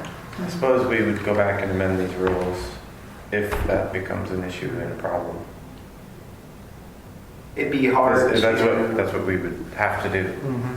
if you close out those authorizations and told them that Yeah. no longer. You would then be have responsible counties for it. responsible. Yeah, but it would be a state problem. It would be a state issue, yeah. So the state has a vested interest in making sure that the practice doesn't, down the road, evolve into a marine debris problem. Hopefully just the sea it dissolves it, rusts it out and dissolves it before that happens. Yeah. Do you guys want to take a consensus vote now, or do you want to break and think about it and then come back and take a vote? I'm ready. The GP? The Just general, GP? yep. Yeah, so let me clarify, Joanne, you weren't here when I said this. Yeah. So what we're going to do is we're going to go around the table and around the phone and see if we can get a consensus opinion from the group that these rules are good enough to go to the next step, which is the public review phase, go out as public notice. That's just for the GP. Just for the GP. Yeah, Not the individual permit. I say yes, I'm good. So we will, and sorry, I'm going to make a friendly amendment to that already. You'll remember back in October, we talked about some changes, a few changes we needed to make to Division 885 to make it consistent with OR. Senate Bill 319. They were all administrative changes, nothing of real substance. And what was OAR 85? That's the removal fill. Removal the fill base- statute. the ba- Well, that Individual got permit. changed Okay. Yeah. to can't move anything, not even anchor. So are we going to just, are you asking us to vote on that too? 'Cause we already discussed that. We did in October. We rolled through those. Okay. Do you want to see them again real quick? Well, Can we do this first and then move on to that? Yeah. he's asking us to vote on both of them. Yeah, let's not lump them together. Okay, all right, we'll break them up. I want to vote and take a break. Yeah. Okay. Thank you. All right, so general permit, good enough to go out on public notice? Question. Yes. What do, if we go back to the first page, number 5, non-commercial operation, can I hear how we've edited that? What, number 5 on the first page? So we- Taking it out. So the only choices are commercial, demonstration, or educational research. And educational research, isn't that part of? Isn't that part of research? Yes. So the reason why we Yeah, define education educational slash. research is it's a subset of research. So what we're saying is you have to fit, if you're asking for a general permit, it's only going to be a commercial, a Yes. demonstration, or educational / research. If they say we're not any of those, they don't qualify Correct. for general permit. Good. I'm fine with that. Okay. So first, within the room, is there anyone that cannot agree with allowing these rules as discussed today to go to the next step? Anybody that can't live with that? Okay. Not seeing anyone on the phone. Is there anyone on the phone that cannot live with these rules as discussed today going out for public review? As amended today. As amended today, thank you. Hearing none, we've made a major milestone here, folks. Excellent. Good deal. All right, after the break, we'll come back and touch on the division. I will show you. Coming back in Pause 10 this. minutes, okay? Yeah, but 1:28. Sabrina, is there a pause button on this, or is it just stop? Just hit the. Thanks, Walter. 10 minutes.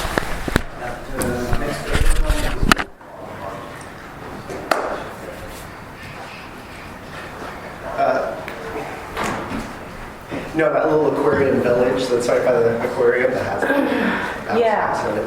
My son's quite fond of it. Oh. Get back to that meat market. Yeah, I don't think I ever noticed that they have one of those. I think I've seen it from the highway, but. If you're missing if you want to get a bad cold, go hang out with the Bad cold, destroy my back. virus. It already is. Yeah.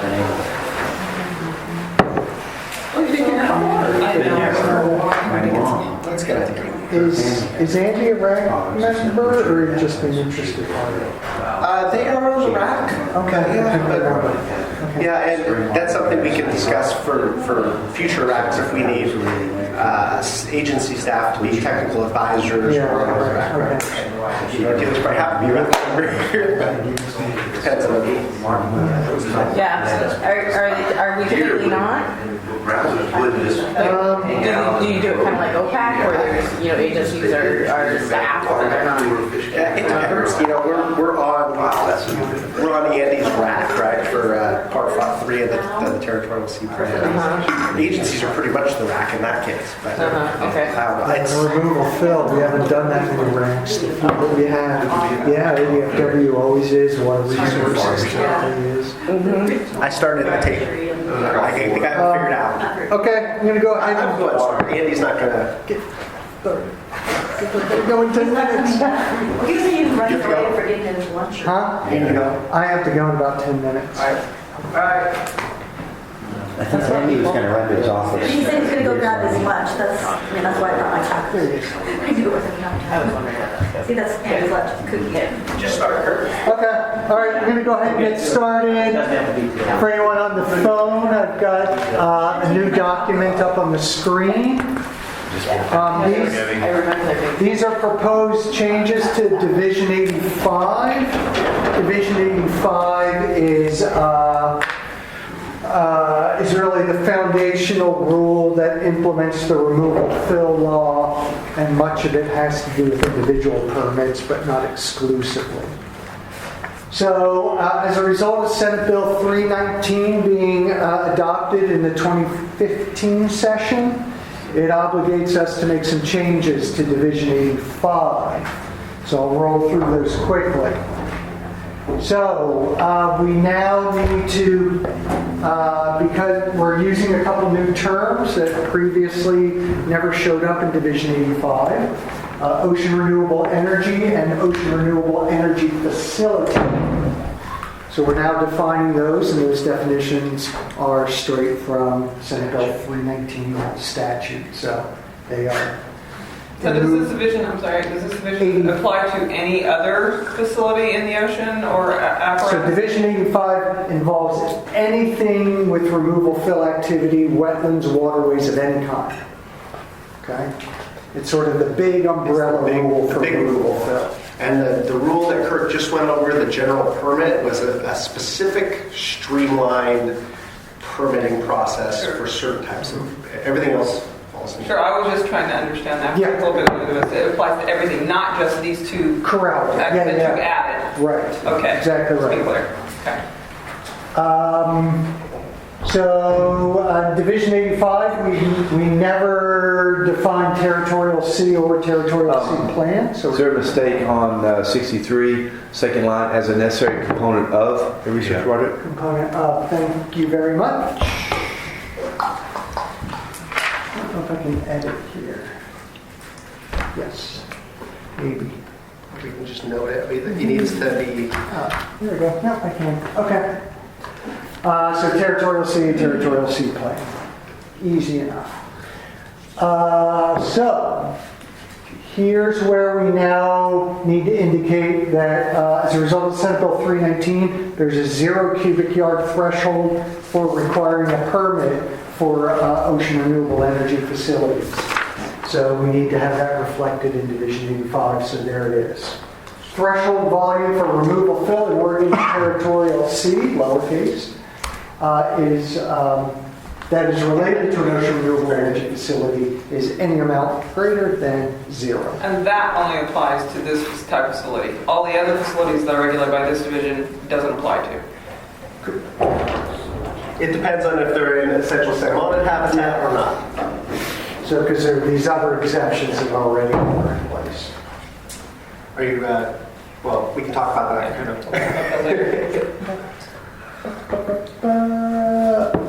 of. So in application requirements for individual permits, we've always acknowledged the need for resource inventory and effects evaluation be included in the application, but we only made reference to part 2 of the territorial C plan. I don't know why, so now we're clarifying those. Application for a permit related to marine sources or removal fill in territorial C altogether, not just part 2. Must include information required by the applicable part of the TSP, including but not limited to a resource inventory effects evaluation. This sort of routine reference to including but not limited to resource inventory, isn't that sort of redundant? You have the requirements of the territorial C plan, and the territorial C plan requires these other things, so it seems redundant to just keep listing those things. That's just my. So are you saying take out the but not limited to? Yeah, I mean, you say you got to do what TSP says you got to do, and TSP's got all the stuff in there. You don't have to start listing everything.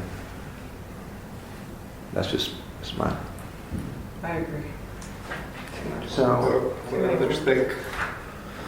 oops, I don't know why that, oh, I see why. Okay. So just take out the including but not limited to.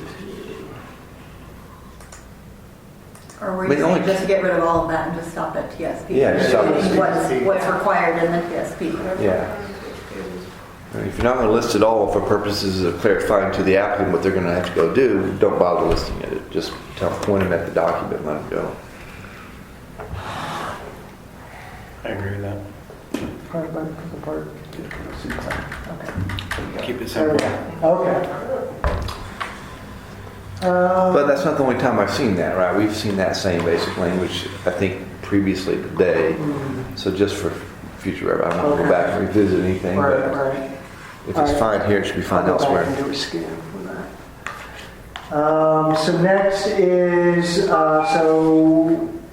so Senate Bill 319 allows DSL to unilaterally extend our permit decision deadline for ocean renewable energy facility permit decisions, if that extension is for the purpose of coordinating with the proprietary approval. Proprietary and the jar. Because otherwise, extending permit decision deadlines has to be mutually agreed upon by us and the applicant. No problem. Okay? And then finally, again, pursuant to Senate Bill 319, has to do with department determinations and considerations in evaluating individual permit applications. So when it comes to ocean renewable energy facilities, the department will only authorize a removal fill activity for ocean renewable energy facility that complies with the criteria described in that part of the territorial C plan, part 5, that addresses the development of ocean renewable energy. Boy, that's terribly duplicative. You can just see it consistent with part 5. Can I ask you a question about that? So for cables, they wouldn't be covered under Part 5, they'd be under Part 4. So should it be the applicable part of the territorial sea plan again here? Because it is 4 and 5, you're right. Yeah, and potentially 2. And potentially 2? I thought Andy had talked about how the inventory in Part 2 would cover the review of cables if Part 5 weren't applicable. It would. Yeah, so We say that again? it's all kind of covered if you just say the applicable part. Just like you do above. Maybe that's the last part. Okay, yeah. Will you just sort of say that again about part 2? How does that apply? Remind me what part 2 says. Part 2 is the requirement to do a resource inventory and effects valuation, which For everything else for besides everything within the territorial sea. It's called making resource use decisions. And we had a checklist already for if somebody did a scientific experiment out there or whatever other project they might be doing. That they would fill out that checklist. And we built, you might remember earlier meetings, we built the resource inventory and effects evaluation checklist. We actually started with the part 2 checklists, sort of built off of it. And part 5 has a checklist as well. Expanded on what the original part 2. Yep. And so the statement I heard was part 2 applies somehow on top of part 4 and 5 if... In the conduct of part 4, you actually do a resource use effects and evaluation when a cable is proposed. I need consensus. Are you getting the difference? So the facility goes with part 5, the cable goes with part 4 and 2. I'm with you. And then just another quick question. I'm not really clear on why this is emphasizing just the territorial sea plan. It's obviously a key policy, but it's not the only one. So There are 7 other policies stipulated in the OIR and statute. well, so it says the department will only authorize yada yada complies with the criteria described in the territorial sea plan. But shouldn't it be complies with state policy, including the territorial sea plan? Do you see what I'm saying? Like you're itemizing just one when there's a gazillion policies that apply. Well, so this section basically regurgitates statute that tells us what considerations and determinations we have to make to issue a favorable permit decision. Okay. So, what is that, 0569? So there are a bunch of others listed in 0565 too, as well that apply. I just didn't spell them all out there. This is Yeah, no, I've got them. Okay. Yeah, there's a the bunch. addition to that section. Yeah. Yeah, so this is adding one more that's specific to renewable energy. Okay. Yeah. Okay. And that's that's your last edit, right? Applicable parts of the territorial sea. I have a question about something that's not in there. So there's, in the greater rules, in the full body of the DIV is a pretty significant section on the IRT, the Interagency Review Team, and I'm wondering, would the JART just sort of be categorized or inferenced from that section, or do we need a bullet point in here that talks about the JART? So where, So in the, I think it was, let's see. I mean, I can find it, I don't have it handy, but somewhere in the rules, it talks about the Interagency Review Team, right? so that's a specific team used to evaluate wetland mitigation measures. I know, but we have a specific team used to evaluate, we have a different review team in the JART. So I'm just wondering, do we need to add in, So we never used the, so we're adding, right? This is By adding. referencing the territorial sea plan, by doing that, you require the jar. It incorporates the jar. In the truck. It does. I don't know that you need And then I've got water in the truck ready to go too, Jill.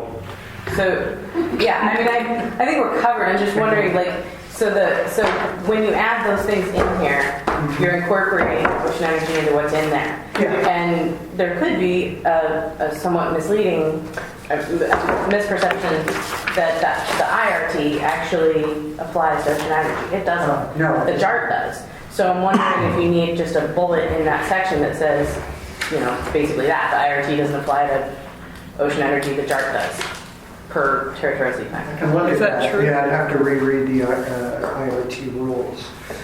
Okay. The IRT wouldn't apply to ocean energy, would it? No. What is Just IRT? Interagency review team. It's what they use on shore. It's what we use to evaluate mitigation measures, period. Mitigation settings. Yeah. And then there's the HART, which is the Hydropower Agency Review Team. Oh yeah, I heard So that. there's all kinds of different. We're special. The jar. Okay. So I'll have to take a peek at those rules because I'm not just. Yeah. Yeah, so anyway, just not something I wanted to highlight.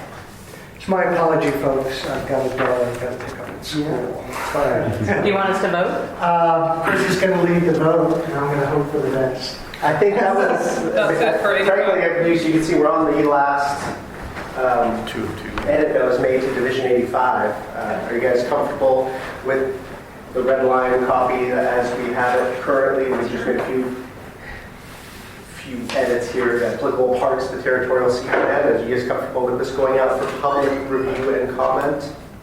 Sure. Anybody at the table? Anybody at the phone? Do you have any issues with the proposed edits of Division 85 being at least ready to go out for public review and comment? Going once? Going twice? Kirk, thank you. Take care, everyone. Take care. Thanks. Okay, yeah, well, I don't think we're going to get to the... well, there's one other thing that's the rule, but we do need to come back. Where is my agenda? We're going to need to come back at the next meeting with regards to these rules to discuss fees.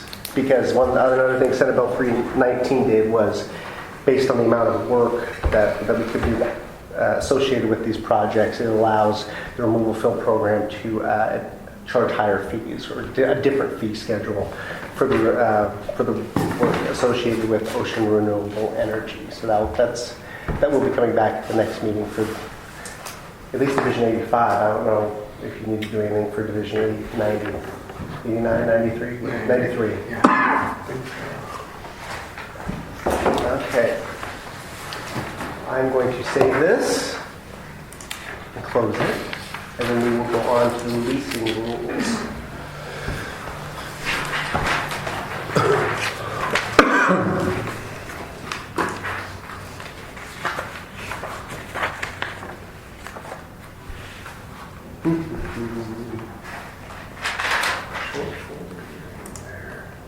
Drafts. Go back to the rack folder.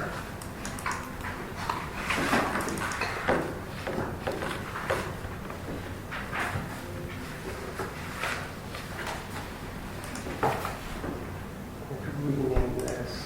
Wow.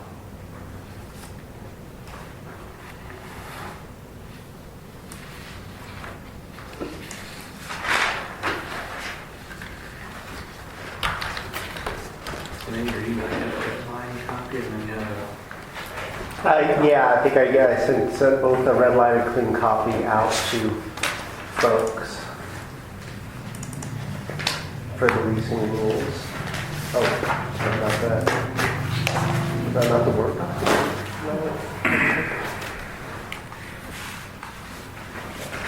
Bear with me 1 second here. I'm just going to do this. Oh, that was the PDF. Okay.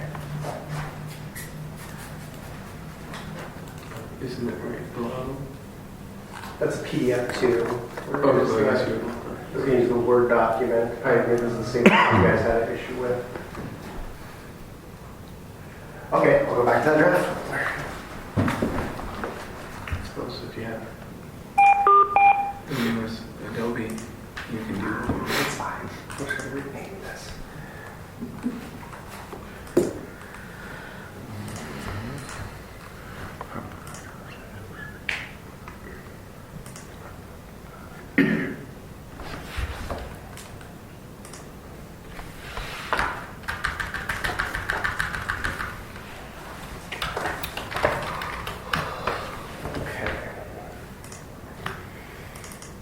Chris, this is Rick. I kind of lost track of where we are and what we're doing. Hi, Rick. We just took a consensus vote on the removal fill, the edits to the removal fill rules, which was Division 85, which were pretty much all just to align that division of rule with the statutory changes that occurred with Senate Bill 319. I think there was just a little bit of grammar edits that were made, and the group had a consensus vote on that. And now we are moving on to the waterway leasing rules, which are Division 140. And we're essentially on time. All right? And I don't know if you are on Adobe Connect, or if anyone is, but hopefully you can see the rules on the screen. Easy way for us to do that here? Do you know how I would get onto Adobe Connect? You should be able to. That's great. Go to the agenda if you have that from one of my emails, and you can click. There should be a link to it right there. You click on that? Okay. See if it works. Pay attention.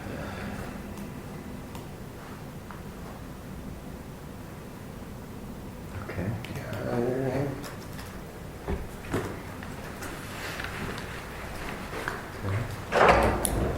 Then Let's see, enter the room, see if it works. I don't know if you need to do anything or not. Do you have public comment? Oh, thank you. Thank you very much. Thank you. I usually try to. Do we have any public comment? Okay, thank you. No, but well, it's on the agenda, so thank you. good on him. All right, good. I wasn't actually asking. Well, I appreciate you asking. That's important. Okay, so I did receive, as I said earlier, I received written comments and had a chance to discuss the first draft of the rules from your December meeting with a handful of folks. And thank you, Delia, Joanne, Scott, of Ono, and Lincoln County are on the phone anymore for your help and for your input. And I tried to either make your proposed edits or address the comments as much as I could. Joanne, I saw you made comments On Monday, yeah. I was ill last week. You were ill the first week, and I was ill the following week, so that's as soon as I could get to it. And you made comments on the December draft. Yes, I did. I had already, you'll see. Yeah, I know you made changes. I saw that. Awesome. But you still have a few that I noted that are a little later in the rule. Yeah.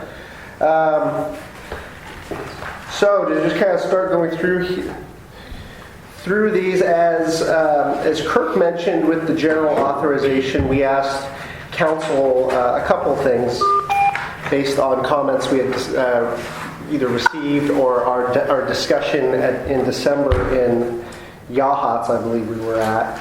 First was just kind of take a look at Senate Bill 319, or at least what has become statute as well, at least in ORS 274, and see how much cleaning up we can do from the original rule, which was, sort of put in place at least 10 years ago, just to get something on the books. And the first thing DOJ agreed with, that some of the RAC members had suggested, is that now that we have a definition of ocean renewable energy facility, we could go through and delete a lot of these ancillary descriptions of the monitoring equipment, associated structures as well, and just and make those changes throughout, which help make it a lot cleaner, including even the title. So these are the rules governing the placement of an ocean renewable energy facility on, in, or over state-owned land within the territorial sea. So one of the first changes we made. Also based on the statute, Senate Bill 319, and I swear when I did that first draft, I tried to incorporate what I thought were almost the applicable parts of it, but I didn't miss quite a bit and was able to actually, we were able to all benefit from adding more straight from Senate Bill 319, was that DOJ noted that it also clearly talks about construction and operation throughout Senate Bill 319 too. So we tried to also, instead of all this installation, operation, maintenance, etc., just to say ocean renewable energy facilities, construction and operation, and make those changes throughout for cleanup. We talked a little bit about the territorial sea. For the folks on the screen, I will change up this a little bit. Same thing, looking back at statute, that's what I did. I know the territorial sea plan kind of goes back and forth with capitalized and upper and lower case. Tried to go through it and call everything, wherever it was territorial sea plan, that was uppercase. When it was territorial sea, it was lowercase. I think I already covered that. Yeah, we were going to go with construction and operation, and that everything really is encompassed under that ocean renewable energy facility definition. So construction and operation includes all those other things, like removal? Well, removal, decommissioning is covered actually. Under operation. I would say yes, and then there's a section of that statute which is about decommissioning as well.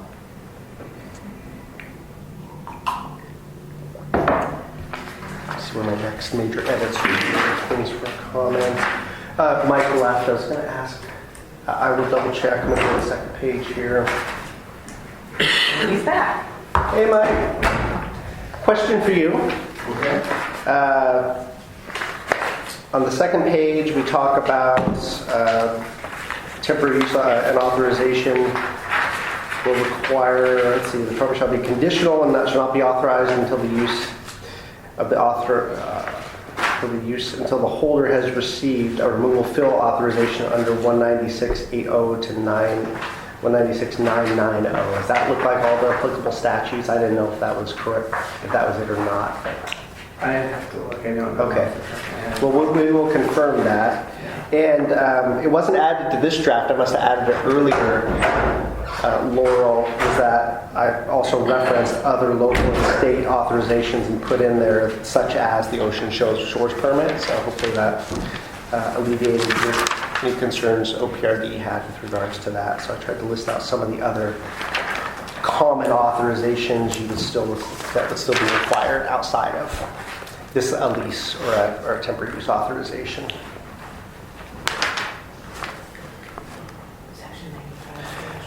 In one of the earlier drafts, you might remember we discussed first right to apply, and I had a memo on that.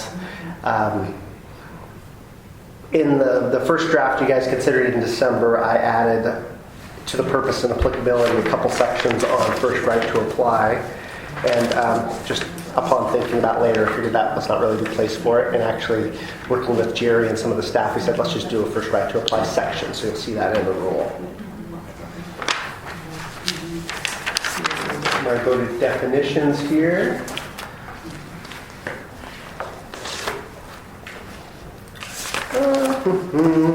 We discussed, based on the conversation we just had about the general authorization, just on page 2.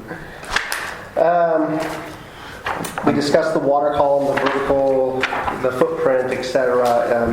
Based on some of the comments, discussion we had in December, and then some of the written comments I received, I tried to cover the bases with that in the definition of authorized area, as we already discussed, but to change it to say it's the maximum area of state-owned land on, in, or over, which the department will allow a person to construct or operate the ocean renewable energy facility under the terms and conditions. But we had an interesting conversation, so I have to tweak something a little later on. The authorized area certainly does need to include all the corridors and everything. Everything that's associated with the facility has to be covered under the authorized area. But that made me think about the 53 acres and the first right to apply. So when we get to that section, maybe we can revisit that. Scott? Question on the corridors. What's the width of the corridors you're assuming to? I mean, is it a standard 100 meters wide? Is it 10 meters wide? What would the typical corridor that be authorized for placement of a cable or conduit?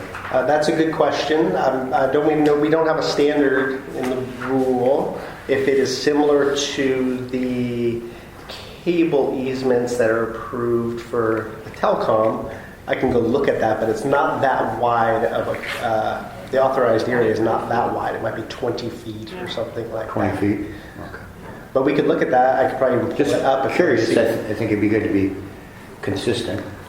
Yeah, but that's also not in the rule for the telecom cables, not necessarily in the rule. But let's look at the last landlord agenda item.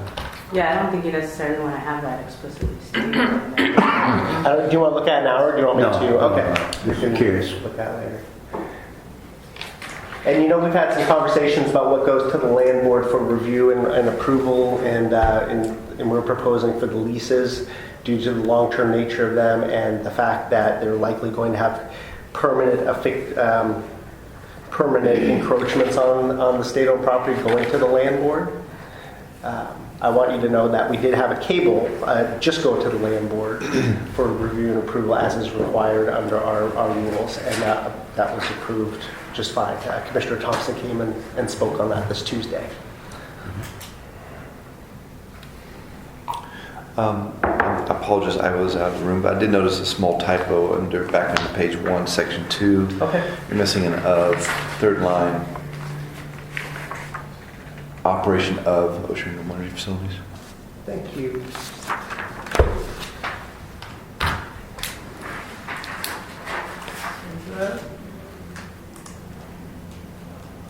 And we still have and adjacent to, I don't get that. Sure, I can talk briefly to that, and that also goes back to the cable easements. The territorial sea ends, I might draw this real quick. It's 3 miles out, yeah. Yeah, it ends 3 miles out. I guess it starts at extreme low water, right? Not the territorial. Not the territorial. There's an overlap with the ocean shore to wherever the coastline is, and there's. So mean high water is the boundary of the territorial sea.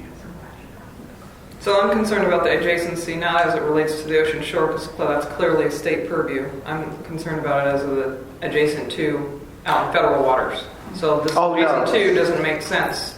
I think If you just refer to the territorial sea, it's covered to the shore, and then it's still state purview beyond that. Okay, let's draw it real quick, because I know actually the adjacent to has been added by the DOJ through the cable easement process. Joanne, what number are we looking at? That's 2, under applicability and purpose. Yeah. And it doesn't say that anywhere else in the rule. Even in the rules, the title, it doesn't say that. So that's why I know it's DOJ. We have DOJ review our stuff, but we always have to question them sometimes. Okay, hold on a second.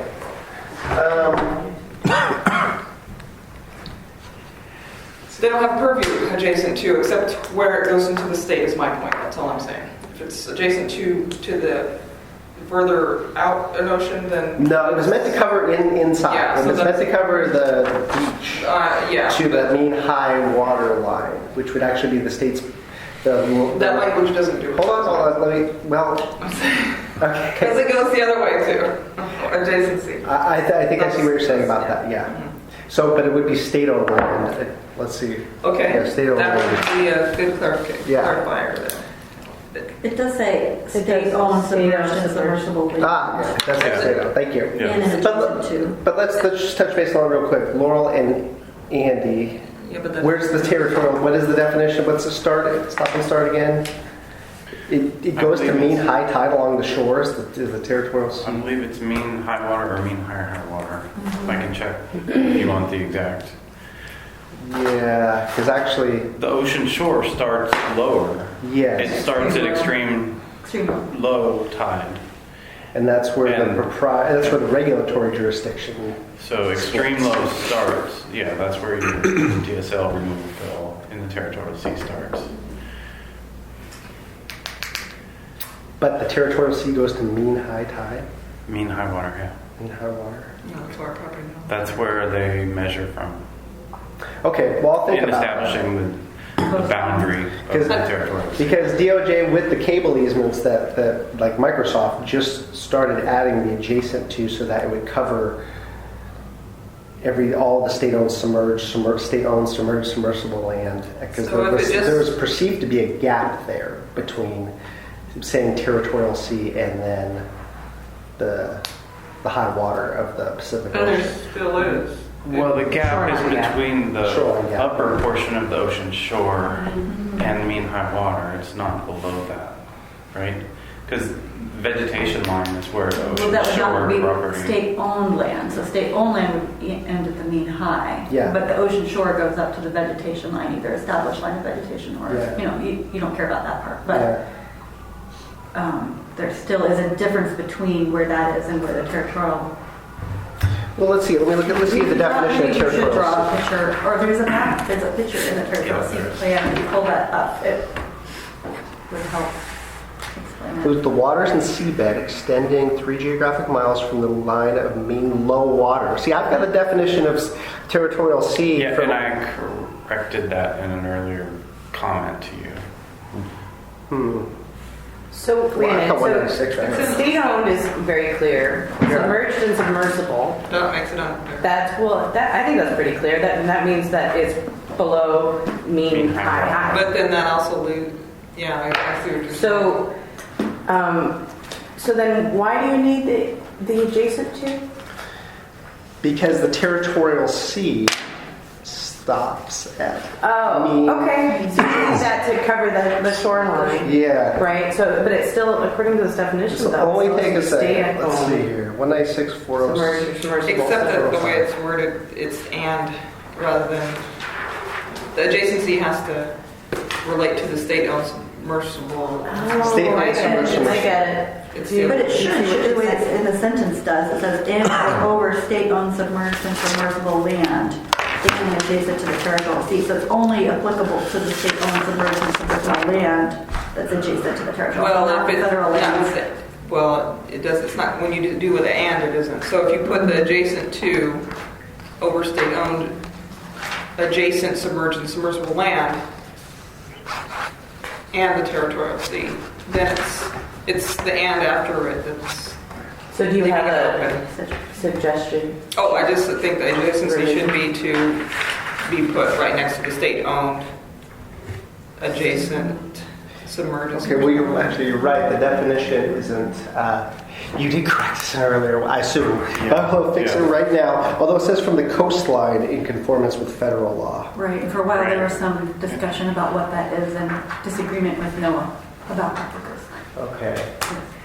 I will think about. Well, let's make a note of that because because when Department of Justice has been approving those easements, those cable easements, they've been adding the adjacent to cover any perceived gaps along the shoreline.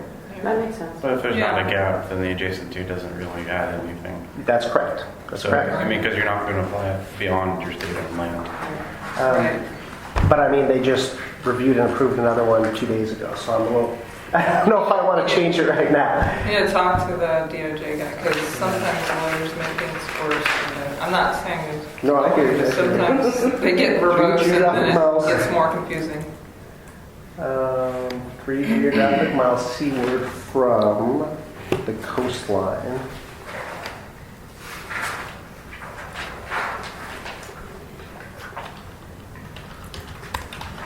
And is that definition from the ORS, Andy? Because that's the one I think we Coastline use in when we define our property. It's the mean tide? the federal law. Yeah. So, and I'm just going to make a note right now. I'm not asking you for a consensus vote today because I think there's probably too much to talk about.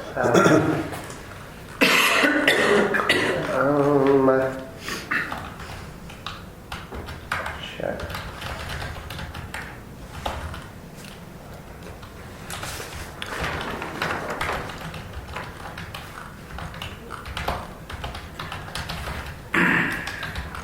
Yeah, I wonder if they're working off of, if they're looking at our old telecom, they're looking at our telecom rules, which might be older. I don't know when this changed. They might still be seeing it from low water.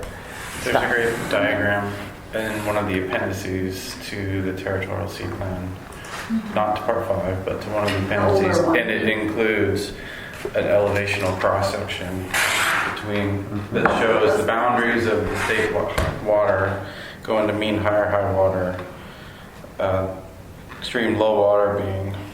So there's different jurisdictions, and it is very complicated, but Yeah. that's what I would reference, and that's where I got the mean higher water. Okay. Great. Well, that maybe we can return it back to not saying adjacent to. Just recently, we just recently changed that to make sure we covered all the state-owned submersible land, which might be. The mean high is not the same as mean It's high. right. There is a mean high water which covers the submersible land. All of, submerged and submersible, so there could still be. So there's As long as we say all the state-owned submersible land. yes. Maybe Then if we need tweaks in the actual authorization, we could do that. So I had the And same maybe you just comment. take out the and. I'm sorry. I had the same comment Joanne did, is we don't expect the state to have authority outside of the 3 miles. And the way it was worded adjacent to made it think. But would a project that, say a project straddled the state boundary line, some of it's in state waters, some of it's in federal waters, would that require a joint Corps DSL permit application, or is there a completely separate, independent application for the federal app. Should that happen, I think it would probably need some sort of, I think they would somebody would likely choose to either pick one or the other, depending, because I think they would need both a regulatory permit from the Corps and the DSL, but they might need that anyway, because the Corps has jurisdiction and for regulatory jurisdiction and waters the state, because they're waters the U.S. But they would likely need both an authorization from BOEM and from the state of Oregon. Yeah, which would probably, unless there was really some benefit to having, like the resource was just outstanding. We're right straddling the line of the territorial sea. I'd be surprised if somebody would do that. I don't know. What do you think, Andy? They'd be a regulatory sadist. Well, the cables have this joint permit, which just makes it simple. You do one permit, covers both. And it seems like Correct. there could be something. That's the regulatory permit. Yeah. Yeah. And they probably, but that's a good example. They probably have, I'm assuming they have some sort of easement for their transmission cable on the continental shelf. And then they have an easement where it comes into the territorial sea. I would say it's a little less complex. It's a linear, transmission line than actually trying to build some sort of ocean a power facility that straddles two different properties. So I would suggest that you just take out the and that would address that. Back up here. I will make it note.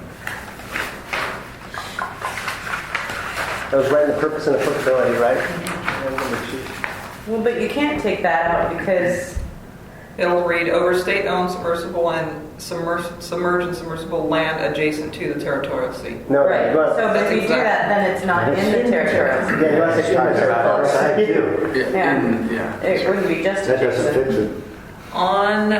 Well, then you just say territorial sea and over state-owned land, submersible lands adjacent to the territorial sea. So you say territorial sea first, and then the state-owned submerged and submersible land adjacent to, Although, rather than and. as opposed to the general permit, which is something different, if somebody did have a lease had a lease for a commercial build-out, and it's got a transmission line coming in, and that cable can be associated with the authorization, and it comes in off the territorial sea, and it meets the requirements of Part 4, but comes in. Instead of coming straight to shore, it does come in the Alsea Bay. You might want to leave it to say and adjacent. Because it then they could don't come have in to the get river, which Yeah. would be state-owned But not the land territorial. adjacent to the Yeah. territorial sea. It still would be, state-owned land adjacent to the territorial sea. The only issue is the in and here, because it makes with that it makes it sound like it goes adjacent out to the federal waters. No, because you're saying state-owned. No, except that the and takes it out of that. 'Cause Who's the that's- lawyer? that Do we have a opens it. lawyer? The only lawyer at the table is not listening. Yeah, the and. I'll make a note. I'll make a Yeah. note and we'll revisit because I know Yeah, that the speaking of our office DOJ has just recently been adding the and adjacent to into the. Yeah. Well, the rules only apply to state lands anyway, so they can't apply outside. So, I mean, regardless of what you put in there, they won't apply to federal waters. Right, So yeah, I they don't. Okay. The way I read it is fine. You have all of our perspectives on this. Okay. Maybe we can move on. Well, I do want to appreciate the dialogue because actually we had an incorrect. I don't know how was that an old definition? We must have had that from the old rules. So I'm glad thank you for reminding me that territorial sea. Scott, do you still have a phone? No. Okay. Anybody on the phone? Do you see where we are? Do you have any questions on the leasing rules so far? So we're just down at the bottom of page 1 Is at the anybody still moment. on? Or we I don't know. Where's that there now? Well, let's see. We came back up to Purpose and applicability. We were in I thought we were down in definitions. Definitions, I'm just starting on the definitions. So you'll get to this in a moment, but right there, closure, you have sort of a dual reference here. If you look, item 4, closure means the permanent cessation, but then if you scroll down 2 pages, you have a definition of permanent cessation means the permanent closure. Oh, okay. So you're kind of going around and around, and you pick one or the other and kind of go with it. I like that. I've actually I think we recently, I don't know where we got permanent cessation. Number 20. Bottom of page. Yeah. Do you need permanent cessation for anything? Is it used in the document? It is used actually quite a bit in the document to describe a project that is done, like completed, and not coming back. I think actually probably needs to we'd probably delete this one and go with permanent cessation. Delete closure? I'm thinking, yeah. But you use closure 4 times, well, 3 times minus the definition here. So you gotta look around and see where you use closure. Yep, let me just write this down here. I'll check for you.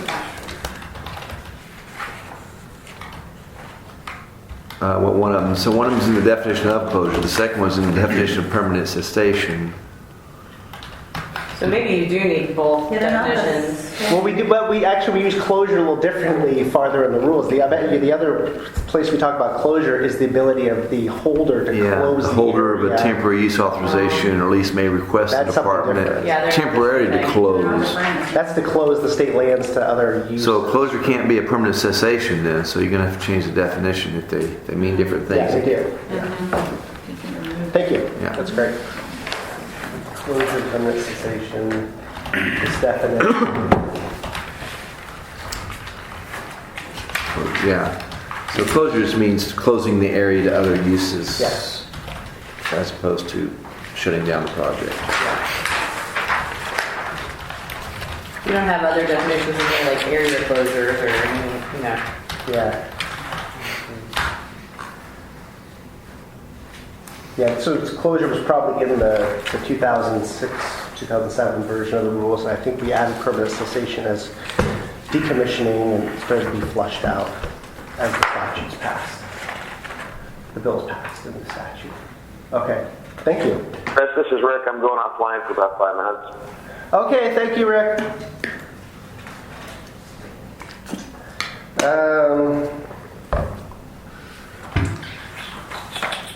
I think the next comment is just explaining why we still have buffers and exclusionary and safety zones in the definition authorized area, that if they are any of those, they need to be accounted for in the authorized use area. That was based on a RAC member comment.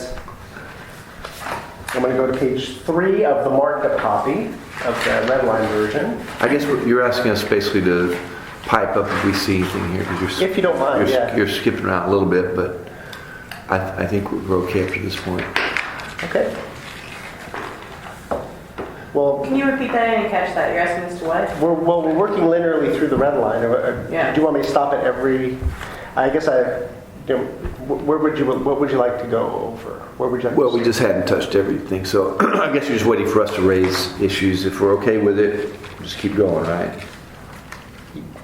Yeah. With I'm not any sure of the red line stuff that we're seeing here. Yeah. Well, a lot like so. For example, this red line here was part of streamlining. So we have the definition of ocean renewable energy facility. On to page 3, this is something we discussed early on. Actually, we didn't make any changes to the definition of commercial operation, but I wrote a note over here explaining the rationale behind not having a definition of non-commercial. Yeah. We discussed earlier the construction or operation was language from Senate Bill 319 that's now in ORS Chapter 274. So we've tried to use construction and operation throughout to describe the project as a whole. Yeah. And there's your and adjacent to language again, right? Let's move back up to the first page under, I think it's 3C. 3C, sure. So we're talking about these rules do not apply to, and then it says they're not applied, they do not apply to granting and renewal of easements for electricity transmission, telecommunication, and other cables, territorial sea, that are not related to an ocean renewable energy facility authorized under its fuels. So, I'm sorry, where are we at? At 3C? 3C on the first page. page 1. I don't see a C, I only see a 3. Back under Back under the. Go for it, Scott. So, on the surface it says this doesn't apply to something that's not related to an ocean energy facility. Okay. Well, yeah, duh. I mean, that's sort of obvious. That, in other words, these rules, I think what we're trying to say is that we have separate rules under Part 4 for cables, and that these rules are talking about Part 5, the facilities. Is that what was trying to say with this passage? A little, yes, but that's a different state structure or framework. That's the territorial sea plan, right? Part 4, Part 5. Actually, we authorize those other cables under a different set of rules, is what it's saying. So the telecom cables would come in under a different division. It's just referencing that if you had a telecommunication line coming in that wasn't associated with an ocean energy facility, that you wouldn't be, these are the rules you would go to, Division 83, not Division 140.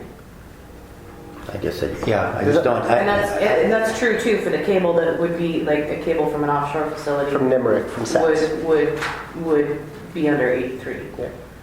Basically, so it's useful from that standpoint.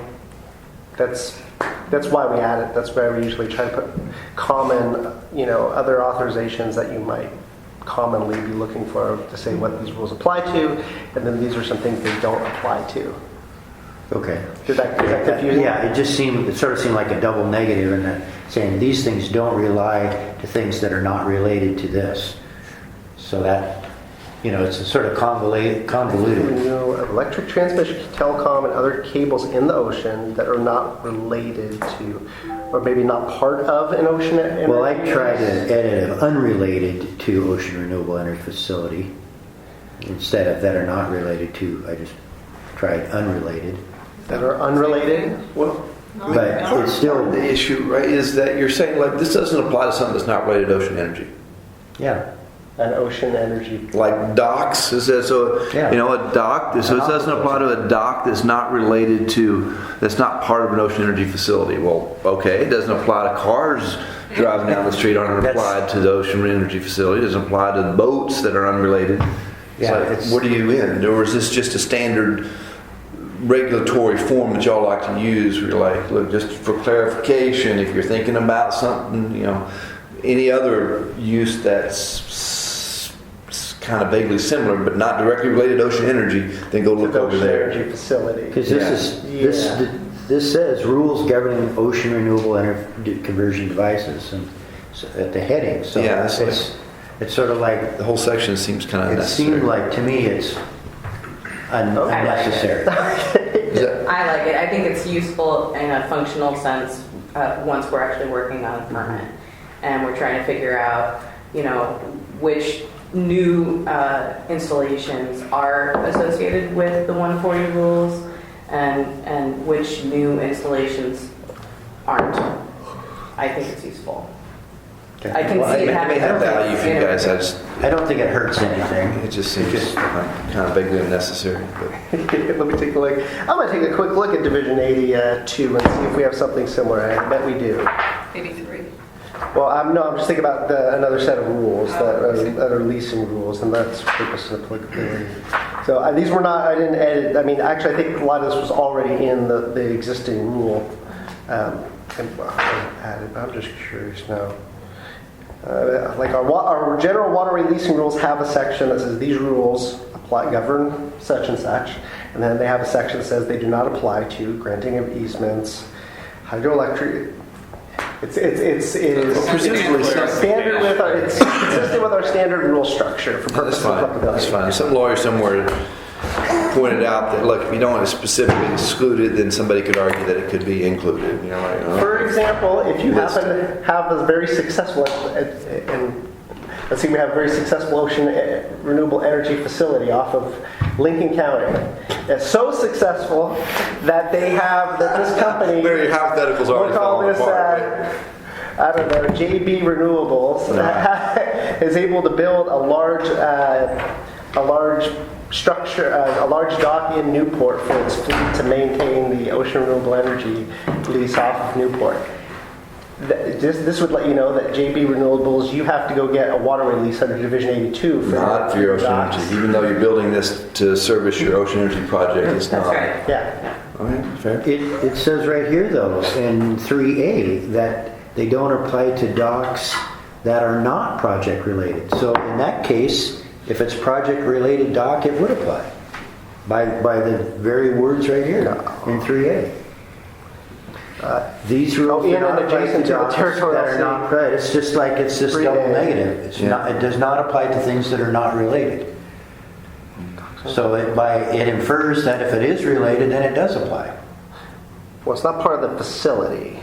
They're not part of the facility. Well, it just says project related. In the most recent, it's got that red line. that puts- Yeah, project related is not in that. Are you seeing? See up there on the screen. Yeah. Not part of it. Sorry. Okay, That's okay. That's okay. I was going with you there. Yeah. Anyway, I double negative is a little confusing, but I also can see the benefit of it a year, 2 years, 3 years from now. When I like the word notwithstanding. we're actually coming back to these things.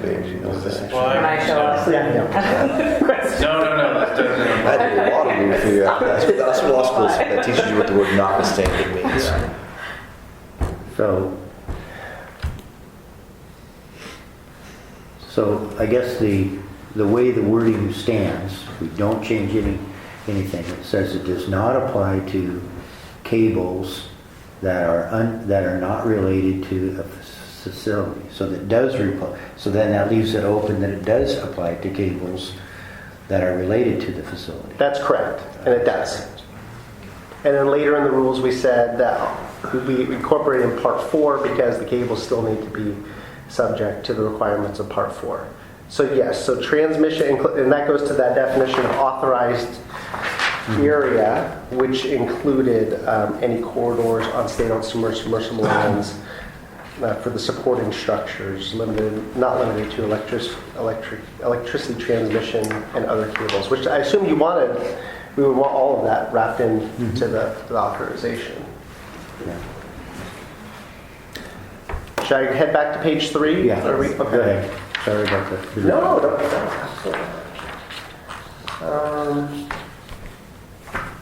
and then we talked about closure. Thank you, Jason. The closure and cessation. Page 4, commercial operation. We talked a little bit about that. There's no change to the language there. I just put in a comment about my discussion with DOJ and why they didn't think we needed to have a non-commercial definition in these rules. You say that again, Chris? Sure. So, and this goes back to the earlier conversation as well that we had about Division 93 and taking out the definition of non-commercial. So there is concern that we have commercial defined in statute, and therefore everything that's non-commercial is what's not commercial. If you write a definition of non-commercial, and we could write a definition of non-commercial, but it needs to be, the exact opposite of the definition of commercial, and then you run the risk of tweaking it and getting inconsistent with the statute. That was part of it, and I think certainly with us all here staring at the definition that was put in by Senate Bill 319, I think we could probably write a definition of non-commercial that was exactly the opposite. But then again, when these rules need to be amended again in 5 years and the rack and everyone's totally turned over, I think you really run a risk of them tweaking non-commercial and then getting sideways with the statute. So they recommended not defining non-commercial. Okay. And the only reason why we ever really thought we needed a non-commercial was because it's that phrase is used, right? It is used, yep. It is used, and so we thought, well, we should define what that is then. But I think DOJ also weighed in and said that you don't need to define an opposite. That even though that the term is used, it can be just not. And nothing upsets them more, and we've been very guilty of this in the past, is that you say, and the reason you would do it, and agencies do it, is to try to, make it easier for the layman to understand. But you'll say, this definition has the same meaning as in ORS, comma, and then you describe something that's not necessarily in the ORS.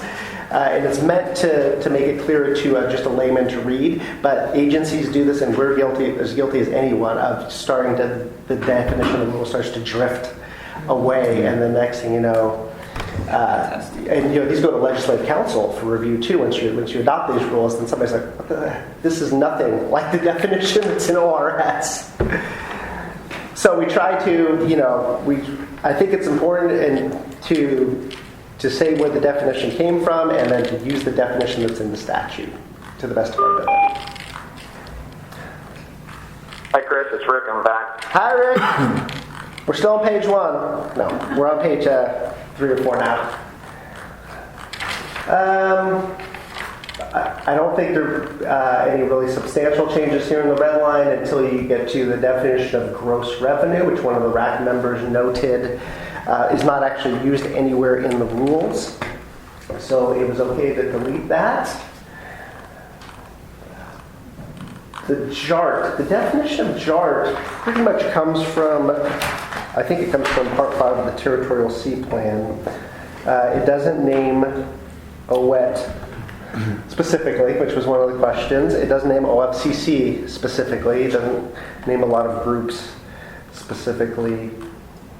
And then there was one other RAC suggestion to add language sort of about what the roles and responsibilities of the RAC were in this section, but I think this is good for the definition. We actually, as we get into the application process, either the pre-application process or the application review process, we pull those roles and responsibilities of the JART into the set of rules. Mm-hmm.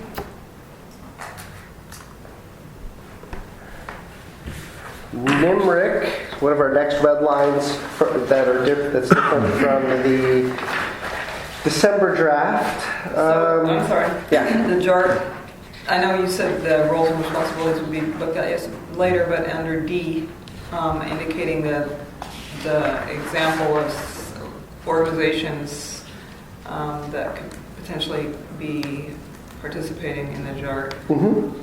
And the specific standards, including but not limited to, which these could be expanded obviously, but these are the first 4 are spelled out. There are other standards that would be applicable in my mind, and I provided those to you in my comments. So I just want to be clear that regardless, I don't think we have to add language. I think that the language here that indicates including but not limited to is sufficient, but I want to note that there are other standards that should be looked at besides these. That's all. Andy, do you see where we're looking here in the definition of JART? I think this was taken almost, hopefully it was taken verbatim. I think it is verbatim. It is. Okay. And those are the main ones that we considered during generation of Part 5. We included the not limited to, because at some point down the road, if there's some other there are group or interest that we didn't consider in that list, then we have the flexibility to add that. Okay. No, I think that's good. I just wanted to note that it's not limited to. It's not limited to. Check. Thank Those you. are the resources protected under Goal 19 primarily, I believe. And That's where those we're would be in. the ones that are specifically called out with review standards. So, not that I care all that much, but do y'all have a standard on use of commas and parentheses or quotation marks? Inside quotation marks is how it's done in the United States. Outside quotation marks is how it's done elsewhere. Standards of use of quotation. Yeah, like so. I'm sorry. You had. The limericks and quotations. Where did it go? Yeah. Oh, throughout the exactly. definitions? So- Like where the definitions all start with? Exactly. So it's on that first line, NIMREC, quotation mark, comma. Comma should always go inside the quotation mark. Unless the state DOJ decides differently. But just for consistency purposes. Those are the grammatical I think that's very, that's a copy edit change. If you have a second at the end, let's touch base on that again. Well, Really track that. just depends whether the state of Oregon cares about proper grammar. Just putting it out there.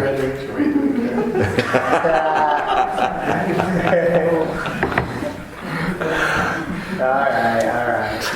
Okay. That. NIMRIC, the definition that we use for NIMRIC, and therefore the what may or may not be exempt from certain requirements of Part 5 of the Territorial Sea Plan. Hopefully the definition, there was some concern that we just make sure this is clear, that it doesn't mean anything NIMRIC may engage upon in now or in the future, and hopefully this part here says references to NIMRIC in this rule pertain to the mobile ocean test berth that's described in Part 5, because we are implementing that part of the Territorial Sea Plan and giving NIMRIC mobile ocean test berth a break from quite a few requirements of Part 5. So I have a question about that. This might be a question for you, Andy. So their license will be up in 5 years. They're 5 years into a 10-year license. If they wanted to renew, would the renewal period be exempt, or is it just the authorization that they currently hold? I mean, I don't know, technically, I would have to research that. Conceptually, I think we would probably allow them to continue that exemption. okay. So then whether or not, so the only reason why I bring it up in this group is because it seemed strange to me to specifically identify an exemption that they already hold, already exists, and they're already safe with that. Do we need to bring it up over and over and over in these rules if it's just going to go away in 5 years? But if there's a potential that it's going to be longer than 5 years, then maybe it makes sense to have it in here.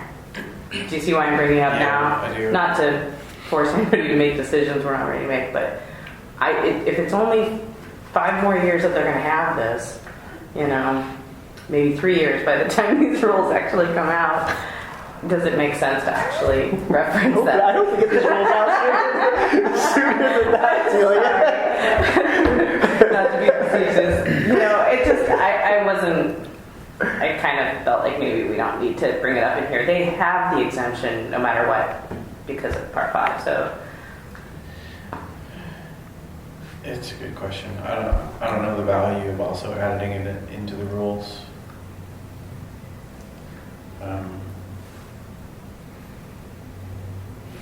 Except that it's explicitly defined and may make it easier for them to go through that. And it points it out Process, again. yeah. It reminds a developer, hey, if you want the easiest path, go Right. next, Yeah. which is what we wanted. Right. I agree with all of that. If it's only going to be a couple of years, and then after that period, it's just kind of a meaningless part of the rule. I would imagine that they will still be using that mobile ocean test berth and want to use that site. I don't want As long as they to. have the ability to. I don't want to spend too much time on this, but Yeah, what are the plans for? Do you think there's a chance that the NIMRIC site that's defined? I don't know when you might revisit Part 5, or if you might add or change if something else might come up that might get some exemptions from the review criteria, or if if you would.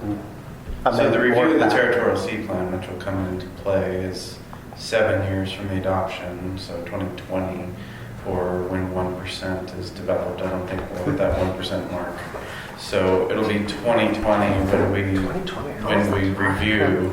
So it's not actually Sounds too far out. out. My idea was that. Delia, these rules will be in place by 2020. Jesus, really? We're going to start this up again?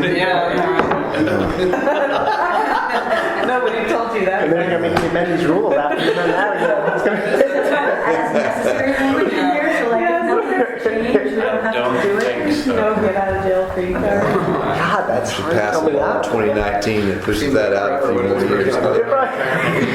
Yeah. See. All right, let's keep moving here a little bit. Where are we? Ocean renewable energy monitoring equipment. We could be stricken based on the new definition from statute of ocean renewable energy facility.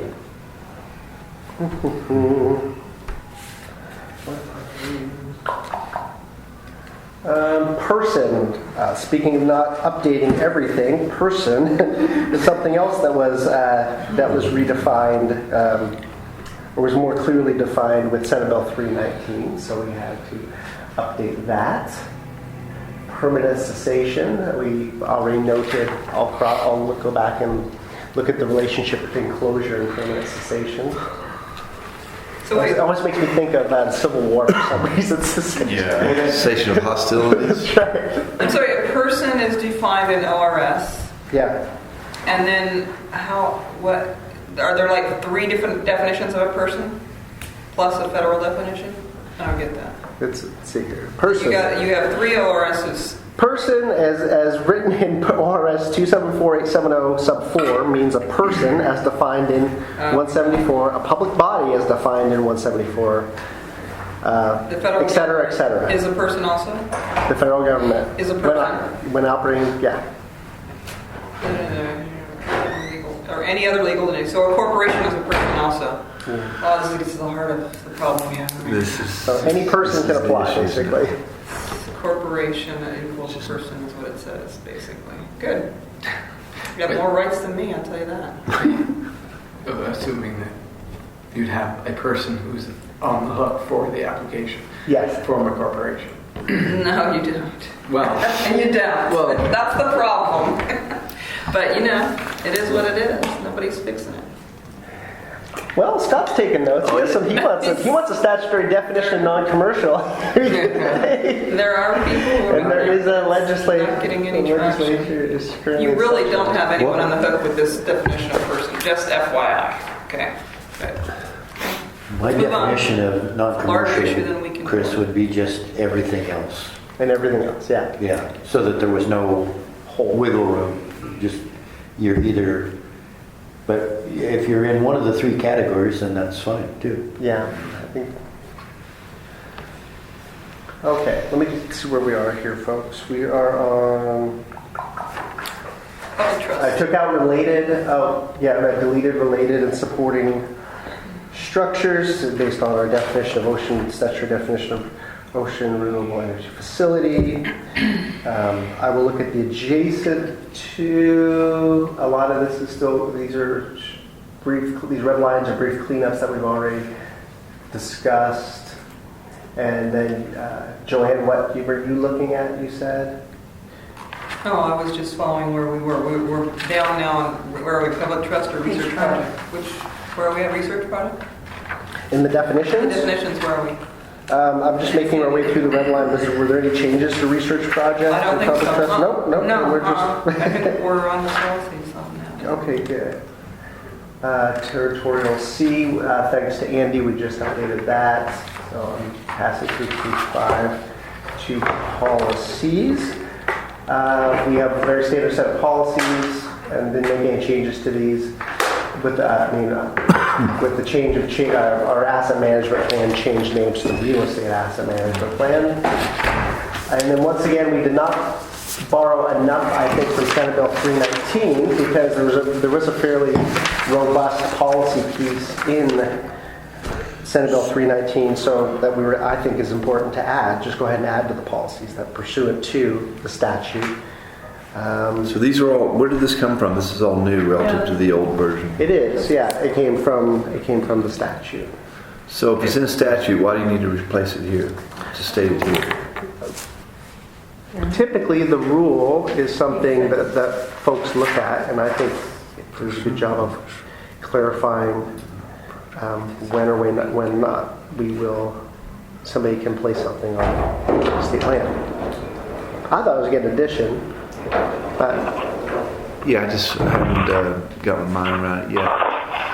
I still don't understand, just as a matter of clarity why rules need to repeat what something that's a higher level authority, in this case a statute. Everything a statute says is implied in every rule, whether the rule controverts it or not, right? Because the statutory language supersedes. So whenever you start throwing stuff in as rules that restates or summarizes or whatever it is the statutory language is, then you're creating a possibility of conflict and confusion. So that's where I start on it. It may be completely viable here and reasonable. Okay. I just haven't actually read it. I mean, that's exactly right. I mean, you're telling me I got to do everything the Territorial Sea Plan tells me to do. Well, duh. Like, you got to put in here that I got to abide by the Territorial Sea Plan? You need that in your rules? Really? I mean, I just don't know. It's the only place that they look. Yeah, I mean, Especially for enforcing. you know all this, conditions, but right? not. I mean, why would it be the other place? Is this really the only place it shows up? Well, if No, somebody I was was to come only to the The rule. DSL, the rule, and they have no exposure to anything else, then you probably would value having this in there, even if it is duplicative. I think it's useful. Now, with that said, I It is I think you correctly pointed out that we double and triple and quadruple state things. I tried to clean that up a little bit based on your comments, but I actually thought that was an important piece. Yeah, I mean, this is all absolutely correct. It's absolutely true. If it needs to be made so clear, that's reasonable. I don't have that big a deal with it. I just always wonder why we have sort of multiple iterations of sort of saying the same thing. You got to do everything Territorial Sea Plan. Yeah. There's a multiple number of ways somebody's going to come to this, come to an interest, come to the state. Depends upon what they're familiar with before, and there's a way of Right. What does that mean? Department should incorporate the terms and conditions. So in other words, you're conflating the fill and the proprietary authorization. You're saying whatever is required by the fill permit will become terms and requirements of the proprietary authorization? Yeah. Okay. That's in ORS 27.4.873. All of this is directly out of that statute. Yep. Okay. And that was the pieces of Senate Bill 319.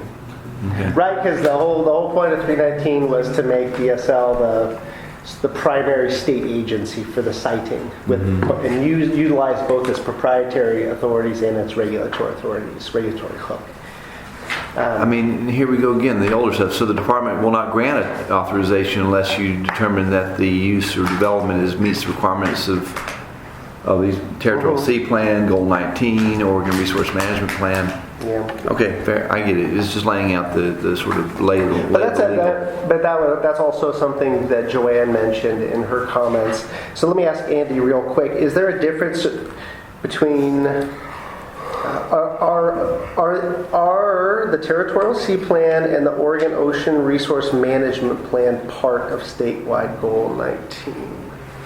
I was just wondering if I can Goal 19, cut something out of Goal that. 19 is the foundational principle upon which the other policies and plans are built.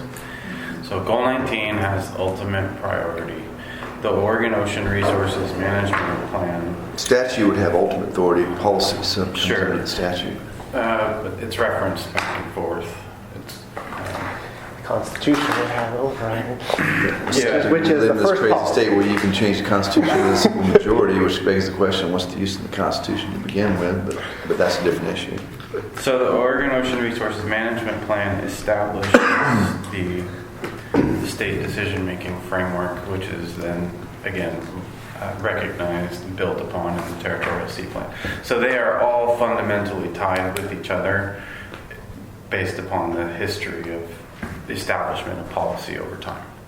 Whether or not you want to include the references to all of those things I don't know that you need them. Okay. But that's where if there's questions about, well, why is this in Territorial Sea Plan Part 4? Well, Goal 19 gave us the policies. Give us that are the authority to implemented. do the And, yeah. Yeah. So I'm open to if Andy or Delia or Jason or whomever thinks that there's not a need to list out all three of those, because it's listed a few times in the rules. I mean, Is this the only place it shows up in section 140? no, I think it comes up at least one more time in this. They want this reference. Well, I don't want to get hung up on it. It's not that big of a deal. I'm just, as long as it's not too redundant. I understand. I'm still reading it, so this is all exact language that's out of this ORS 274. I just want to be clear, 274.873. This is exactly the language in that ORS. ORS 274, a person may not. A, B, C, D, 7 and 8 also, 9, all this is out of ORS 2.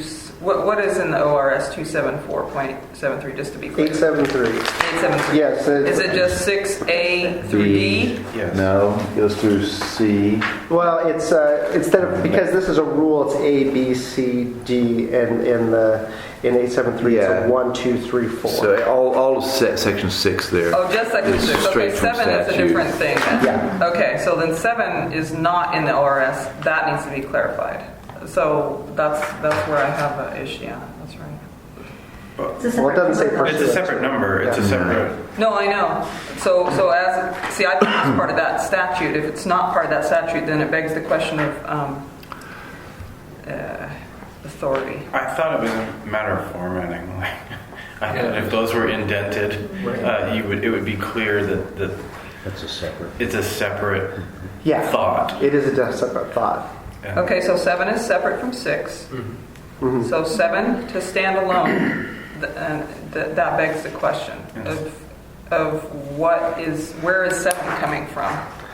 It is, and maybe I need to, I don't know. if I Well, wanna it's mess with it, but simply yeah. inconsistent with the form before, but the form is sort of irrelevant. It's the purpose of this section appears to be laying out the entire suite of authorities that you have to operate under. Policy. Or that we This operate is policy. Policy. Not authority. This Well, is policy. Let's be clear. And some of them are making reference to authority, and some of them are right. not. Some of them aren't. So that's why I want to be so- clear because I get it, but this section is dealing with policy. I'm trying to stay consistent. Under these policies, you've indicated guiding principles and laws and the Constitution and new ORS. And then now we're back to what are 7 and 8? What is 7? So what is 7 that, law or is- policy or what? Yeah, 7 would be, so the department cannot issue authorizations of state-owned land that are inconsistent with local land use approval. Don't get hooked up on that, but which comes from the statewide planning goals. Okay, I'm on So we 7. can't issue any authorizations on state-owned lands that aren't consistent with statewide planning goals. In this case, statewide planning goal 19, ocean resources, is what we're talking about. So is there a statute that says that you can't do that? Something maybe that we start to send them. I have to see if there's a statute. It's probably at least in our SAC plan, which I think is in statute. I could, I It is. guess. It's in I the could look for SAC. that. Although we didn't have any proposed changes to this from the last time the rule was done. So Yeah, those are Two. again administrative rules. So I'm hung up on the verbiage requirements because again, your terminology is consistent, and I think that is the correct terminology. Is consistent with statewide planning goal 19. I don't know about all this other stuff. the Oregon Resource Yeah. Management. Well, I know Territorial Sea Plan is really the implementation of statewide planning goal 19. Sure, and that's concur where with that. and this is all built around Part 5 of the Territorial Sea Plan. I So don't know about the Resource Management Plan. I'm just wanting consistency that this is a section talking about policy. We reference, again, ORS, we reference guiding principles, and we're referencing ORS, and then we reference consistency with statewide planning goals. Okay. That is a requirement to be consistent, but the statewide planning goal itself does not have requirements. There is an implementation of the statewide planning goal through the TSP, which does have requirements. So I just, Well, do you have a- consistency is, I'm just now seeing, so this is the first. I'm open to a suggestion. If you have a suggested edit for 7. I don't right now. I have to think about Okay, it. that's fine. Do you have a similar language in other chapters? So I would just suggest do what you do with other chapters. Let's not recreate the wheel here. Okay, and this was already in the rule. Granted, it was a generic rule, but it is. Yeah, just as long as it's consistent with the way you do it with other topics, other industries, I don't care. Okay. Well, Joanne, we're not asking for consensus today, and you can get me an edit on that. It's just Happy to consider it. where we can be consistent. Are we going to circle back on whatever future edits you get on this? Because I'm not really fully understing people's issues with this section, so I'd Well, like to. and we haven't made any changes right now because we've just Yeah. been discussing it. So. Okay. And then you see there are any changes from the last meeting with regard to these other policies. One thing is that a transmission cable that comes in, we may authorize those under these rules, but they still are subject to the requirements of Part 4. Just to clarify, and that came out in our memos in one of the earlier RAC meetings, and of course our suggestion that we are able to inflate the administrative fees so that they keep up with inflation. So the preliminary application process is what we called it here. One of the RAC one thing we noted here is that we now have a very formal preliminary application process. Before we didn't. So we have sort of added a new requirement here that the applicant shall meet with the department staff to discuss the proposed project before submitting the preliminary application. So that Preliminary. Yes, come meet with us first. Yeah. Before you spend any money on it. Yep. And then that puts the onus on us we may invite Andy, we may invite Delia, or whomever else we think is applicable to that initial meeting before you spend money on it. Yeah, I mean, we've had people spend time and effort to put, joint permit applications together, which were totally not inconsistent with our policies, our goals, and we wanted to have the ability to say time out, hold on. Without Do you know about this? Yeah, exactly. I mean, it's kind of a common. You're putting in an EPA disposal site for your project. Yeah, things gonna fly. Or swim. And you'll note that actually this is streamlined. Based on a conversation with a RAC member, I deleted, I sort of replaced a more arduous preliminary process with this one here, because we have an actual formal preliminary process now. Because we used to require you to not only meet with the department staff to show that you met with all these ocean users and folks way ahead of time. They still have to meet with those folks ahead of time, but now we have a JART process and a formal preliminary application process. I would just say that, my experience working with people doing permitting for submarine cable projects up and down the West Coast and elsewhere, they love the fact that Oregon has this pre-meeting. They say it's so clear, it makes the path so much smoother and straight. We come in, we know exactly what's coming from parks, from PSL, and all the agencies. They said it's wonderful the way Oregon does with the pre-meeting. Okay. And we still will have a pre-meeting. This is just, that you should come in and meet with the department before you submit. Before you submit even basic information on the project, which would trigger the preliminary application process. Thank you. Thanks, Mark. So I'm a little confused. So this isn't technically the preliminary application process. This is a requirement to have a preliminary Yep. application meeting. Yep, with us. So does the $1,000 apply to the pre or No. just the preliminary? The preliminary application. That's when they would be advised. This just says you gotta come meet with us. Okay, so Come really meet with only us the first. first section, the one shall meet, that's the pre part. Everything after that is the normal person preliminary one. application Yes. Yep. process. Okay, I'm confused. We're under preliminary application process, are we not? Yeah. Okay, what is the pre part? This is Number preliminary one. application. Just the one. Just number one. Just number So one. number one is come meet with DSL. Yep. And then number two is submit your forms. Yeah, Yeah. that's the preliminary application. Yeah. Even though submitting forms is an application. So what happened? So I apologize. I'd never thought about this. The preliminary application, how does that compare to the application? What is the difference between the two? We will, well, the preliminary application is just going to have some very basic information about what you want to do, where you want to be. This is my It'd thoughts. be guide them to different rules or permits that they would want. Okay. Yeah, well, you asked about the application, right? Yeah, versus the application. Yes. So you'll come in. You're very not very basic. Yeah, you're more basic information about where you want to go, what you want to do, etc. And your fee. You know why we need the fee? Because we're going to convene the JART at that point, so they can help guide you through the requirements of Part 5. The application is going to require the resource inventory and effects evaluation. The preliminary application won't. Mm-hmm. Does that make sense, Jason? It does. Presumably there is another section there it is, application requirements. So that's where we're going to get into, okay?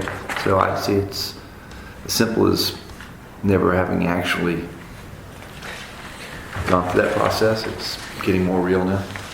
Sure. Where are the application requirements? Page 10.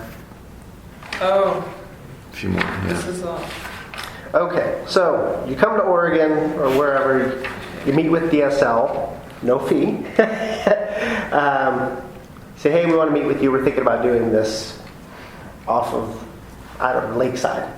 And we'll say, okay, cool, yeah, let's meet. And you don't have to come in and meet. It could be by any other means. Let's have a quick conference call. And we're going to have Delia and Andy on the phone and then kind of walk you through these rules and walk you through probably Part 5 and maybe some general roles and responsibilities of OPRD or whomever. No fee. That's just And a call. this isn't the Meeting. Kaizen meeting either. This It is, could be the Kaizen though. It could be. It could be. Yeah. but the one we've heard about is an Army Corps oriented. Yeah, it's It's convened by the Corps. not designed for this, But you could go there too. but you could. Well, we could totally use Okay, that. so you're setting up your own version of the Corps' Kaizen. Our chart is essentially a Kaizen to some degree because you have all of the affected state agencies. You have the federal agencies. You have local stakeholders. So in some ways it's even more inclusive than the Kaizen meetings. And I know just, I did note for you, Jason, because I know we don't want to treat, that I actually took that first number one right out of another set of rules. So Okay. it's not different than how we were treating some other folks who apply for authorization. Chris, this is Rick. My 10 is up. Your time's up? His tent is up. Okay, Rick. All right. What is our preference? Do we have the DSL pre-application meeting with the state agencies before we have the Kaizen with the state and federal agencies? There is no Kaizen that's required. No. Well, we're saying shall. Here, the first thing says No, shall. Kaizen is not required. Yeah, this is This required. is a shall thing. And I think the Kaizen, frankly, I do think the Kaizen could be used as this prospective meeting. The But first the rules meeting. aren't going to require that. No. No. No. No, the But Kaizen. just as an observation, having gone through several of these, it seems like a good idea that an applicant gets together with y'all before getting together with the Corps of Engineers and others to say something that DSL has to clarify that that's not what they meant. So it would seem, and then the other reason why we encouraged the attendance at the Kaizen was to keep the well-intentioned but misguided rogue application from kicking off a JART process before its time. Yeah. So I'm open to how you want to do it, but I think it would be a good idea for a developer to meet with DSL at least. Yeah. And then it's a matter of scheduling. If the monthly Kaizen meeting is going to be a target of opportunity, go. But at least you'll talk with DSL first. Okay, yeah, and at least that's what number one is pointing to, is to come and meet with us. Is spinning up the JART in one. Nope. Okay. You're talking with me and Andrew. Yeah, we just don't want to set up the JART again before it's time and get people spun up. Absolutely. Well, and yeah, That's why you come to DSL. Good. I think we're all in agreement. I think that the bodies that they're initially meeting with are part of JART, and so technically, communication being what it is, you could get people spun up unnecessarily. But in any case, I would say that you wouldn't make that a requirement. You would say may, just like you're saying the department DSL may invite other government entities. You should also say that prospective applicants may meet with department staff. It would be wise. Obviously, they're going to have to call you because it's your rules, so you don't have to shall them.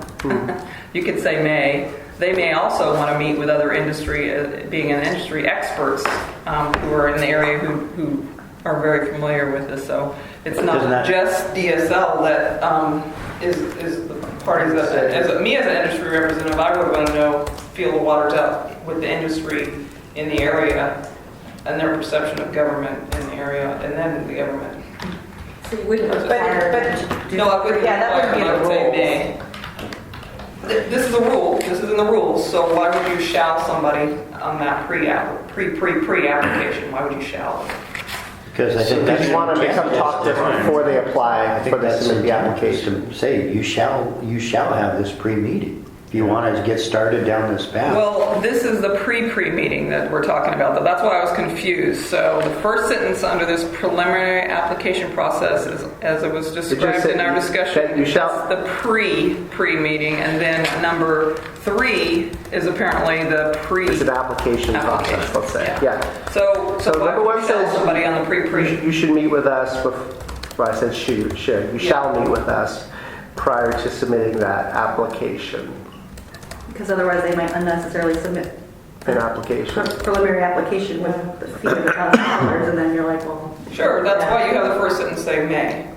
You don't have shall. I think it makes sense to have it be required because other industries have benefited so tremendously from that initial contact. So learning from those experiences, I think it makes sense to have it be a requirement for members of this industry, which some of them frankly don't have a lot of experience. Maybe they've never been to Oregon. They don't know how we do it here. This is an opportunity for us to kind of give them an Might save them outline. money if they submit me an application with $1,000, we'd send it back to them. And Didn't we say, have one that Yeah. wanted to go into Camp Rayleigh there for a little bit, and it was Yeah, all but they kind were of a dissuaded wacky? by us, not by anybody. I mean, they were dissuaded by the industry because they knew better.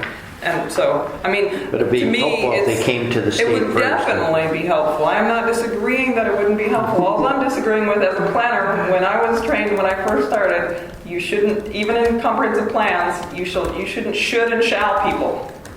You don't should and shall people. That's not how you encourage people to interact with your. Those are plans, not rules. Oh, that's okay. This is true. It is the rule I took it from was a shall, but I will Yeah. I will note it and ask DOJ what they think. Yeah. I think I've got them. I mean, Because it's I've not a heard preliminary application. You definitely have to meet with DSL when you submit that's a given. And this, I'm looking at this is very helpful too, because we didn't even talk about that. I thought that was very helpful. Oh, I know. I don't think we're going to get to it today, Yeah, I know. too. But that's Very helpful, okay. though. Thank you. Good. Okay. So what is the? Okay, so you have. I'm not inclined to change it right now. Okay, But okay. I've noted it, and I will I'll talk to Yeah, I'm with you. I'll call Mr. DeVore about it. Okay. I think it's really helpful. I think it'll be helpful for them, but I would require it. $1,000. Can we go back just a second? I was really confused by this. Right before the preliminary application section, you have this thing we're referring to the administrative fees. yeah. That are based upon Portland-Salem Consumer Price Index for all urban consumers for all items is published by the... What the hell is that? It's a CPI Oh, inflator that's a for the CPI. application fees. So let's say we don't revisit these rules for 10 years or longer for some reason. We have fees in these rules, right? The application fees and such. Mm-hmm. It keeps the fees up with inflation. It's So actually every right year out of there's- so the removal fill statute has that as the language from the removal fill statute. So if you say it's $750, it's actually $758.30, based Yeah. upon what it's Whatever. CPI. They have to Whatever publish the it. They have to adjustment was. publish it. This is inflation. Yeah. Yeah. You're It's adjusting for inflation annually. Yeah. Do you want to, frankly, and what we've started at it since we've had rules we haven't updated for 20 years. Let's say our geothermal rules, because we don't have a lot of geothermal leases, and they still have like a $100 application fee in them. So they're older than that. Let's say they're 40 years old to me. They're 40 years old. I'm not saying these will get that stale, but I don't want them to get stale. Right. And then it's being in the behind to update them because Sure. it looks like a huge fee increase and makes your fiscal impact stay. And Sure. yeah, Okay. This way it's more gradual. I was just curious. that's what I think. And that's We have the same thing on our rent. We have a Yeah, we do Portland too. CPI. oh, good. Standard. Okay. Why is it not based upon like Redmond's CPI? It's a little bit lower, isn't it? Well, that's a good point. Redmond and Yeah, Bend they're might not basically, be. no, that's a good observation because it Portland, Salem, and I guess they only have Portland. They don't have just Salem Metro. It's Portland, Salem for the CPI. They don't, I think Yeah. Portland is the one. It's for higher, where- yeah. That's how they do it for Oregon. Yeah. Yeah. Well, that's unfair. Jason, Yeah. are you satisfied? Okay. Where are we? Where am I have I? no idea. I'm going to go down to the next comment. Let me just go back. Rack member. We are still in preliminary application process. Okay. A rack member had a question about what was exempt at NIMRIC, and then I think in that rack member, if you don't mind, was Deal yet? Who just asked? You just asked Andy about NIMRIC and Division of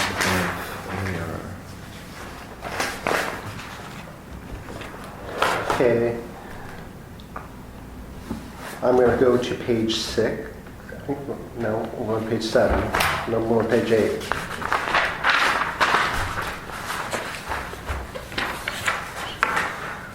Two and 3. First right to apply, is that where we're at now? First right to apply?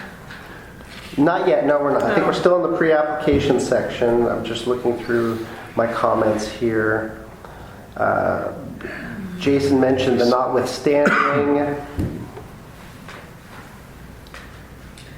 language that I took out, and now, Frank, I can't explain it, Jason, but the notwithstanding did not mean what we thought it meant. Is that Yeah, right? it was. Let me put myself back in that. Notwithstanding a first right to apply. Yeah, so when you say notwithstanding, what you're saying is that we're overriding whatever it is you just referred to as notwithstanding. The word actually sort of means opposite of what it appears to mean. So in this case, when you said notwithstanding a first right to apply, you were essentially eliminating the first right to apply by whatever follows here. Mm-hmm. And so that's not what you intended to do. No, it'll be And so using notwithstanding wasn't the right word. right. So, assuming there's not somebody already has something that's subject to a first right to apply. Basically, this was everything else that's in here was already in here. So if more than one application for an authorized area is received, no, that's not. Let's see. If more than one application is received, is what it should say by the department for the same. Chris, may I ask you a question? Yeah. Between the hi, how are you introductory calls, the pre-application, the pre-application, the Kaizen, the have a cup of coffee together, when does the meter start running at DSL? And how do you let people know that these are introductory advisory discussions, but at this point, you start paying fees. The pre-application process is the first time there's a fee. It's an administrative fee.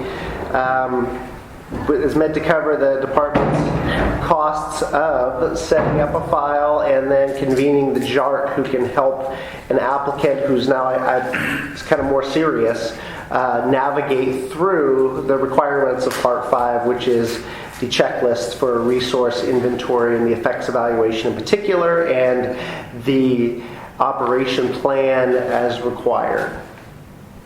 So I'm not going to application meeting that might include other agencies who want to, explain their process too. Was that with the meter running, or is that before the meter running? Sub 1 was no meter. It's just you meet with DSL prior to submitting an application, and we may, at our discretion, invite others to come to the meeting.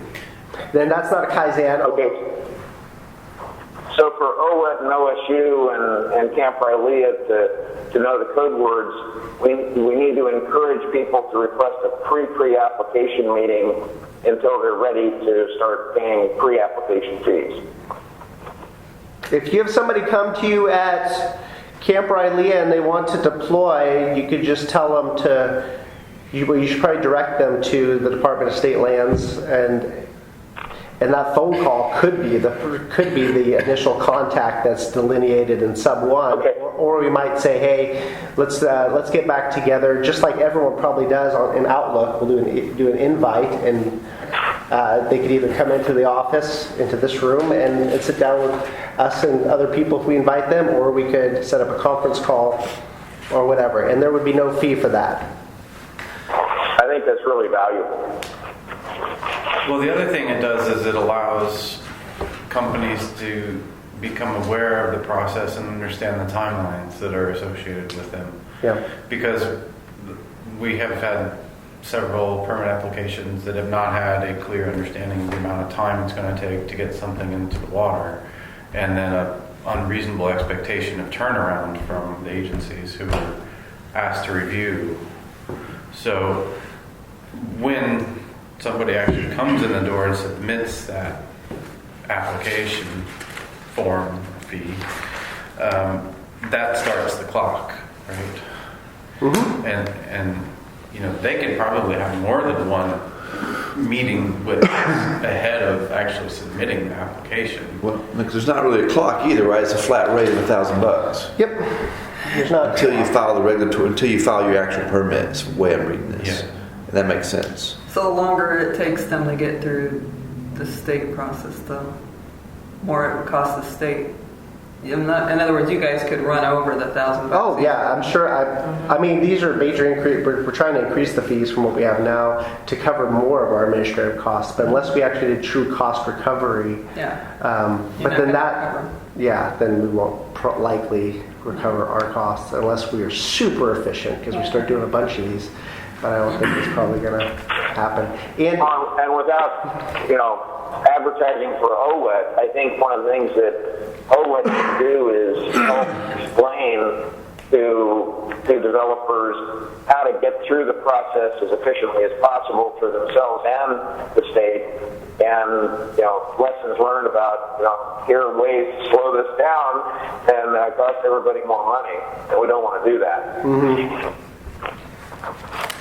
I just want to do a process check. I do have to leave at 3:30 sharp. Yeah. So if you want to maybe move on to item 8 to figure out plans for next meeting and your ideas. I think we're at first right to apply, and I'll figure out how to get comments from you offline. It's not that different, although we just broke it into its own section.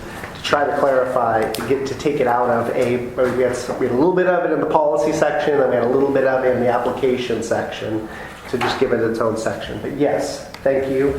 I actually have to submit testimony today as well before the end of the day. So,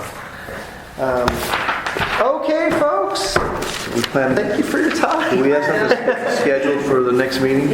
No, I can send out a doodle poll. What works for people? What are we're looking a month out? I was thinking a month out. It's going to be March. I'm going to be doing a little traveling, but let's see what we got. When is, for the folks who have kids, let's start with that. When is your spring break, Laurel and Andy? Yeah, it's the last full week of March. Yeah, the last week. Okay. Do you have kids too? I'm gonna travel to Australia. Oh, well, good. How about what if I look at the first week of April? Are people around before Easter? That's good for me. March is pretty busy. Yeah. Yes, Rick? I'm going to be gone March 11th through March 26th, so April sounds good to me. Yeah. Well, that worked for me too. I'm really hopeful a lot of bills will have died by then, and maybe we can focus on this. Yeah, the first week of April is pretty open. Okay. Oh, good. Well, that's encouraging. I'm like- I know Is now Scott that. still there? What's that?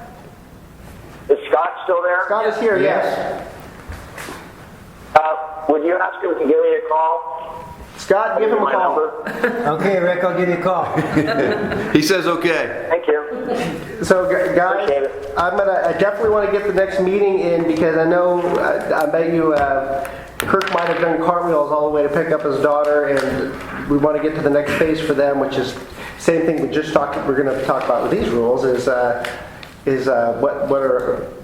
what are fair administrative fees for the removal fill permit that they have to issue? I guess $2. The same as what you charge other industries. I mean, that's Well, see, that's why they were given authority in statute to charge differently, because there are higher standards for, whether you like it or not, there's higher standards for the siting of ocean renewable energy That's gonna be in the territorial sea fantastic. for two things.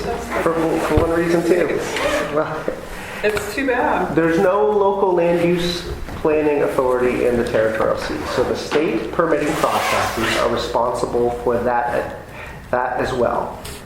So that's extra work that we typically don't do. It's also extra work that a county planning department might charge you for as well. So How much money are we talking here? How much is a fill permit? IP is probably $1,200 or something like that. Okay, so you want to discuss fees. What else do you want to discuss? Well, I want to discuss these rules. We didn't get very far. I really want to thank you all for the written comments, and I've tried to incorporate it. I know we're kind of getting back, we're sort of getting back in the weeds in the meetings, which is fine. That's what happens. But if Joanne, I think I mentioned most of your comments were addressed. There's only one addressed. other You got that's not. two that we didn't get to. Yeah. I will I will at least add some comments with regards to those, and I'll try to take another look through these rules and get them back out to you for another review. But I don't know if we're We're going very to do far. another review cycle? Well, Is that, I mean, I'm just asking if that's what you want to do?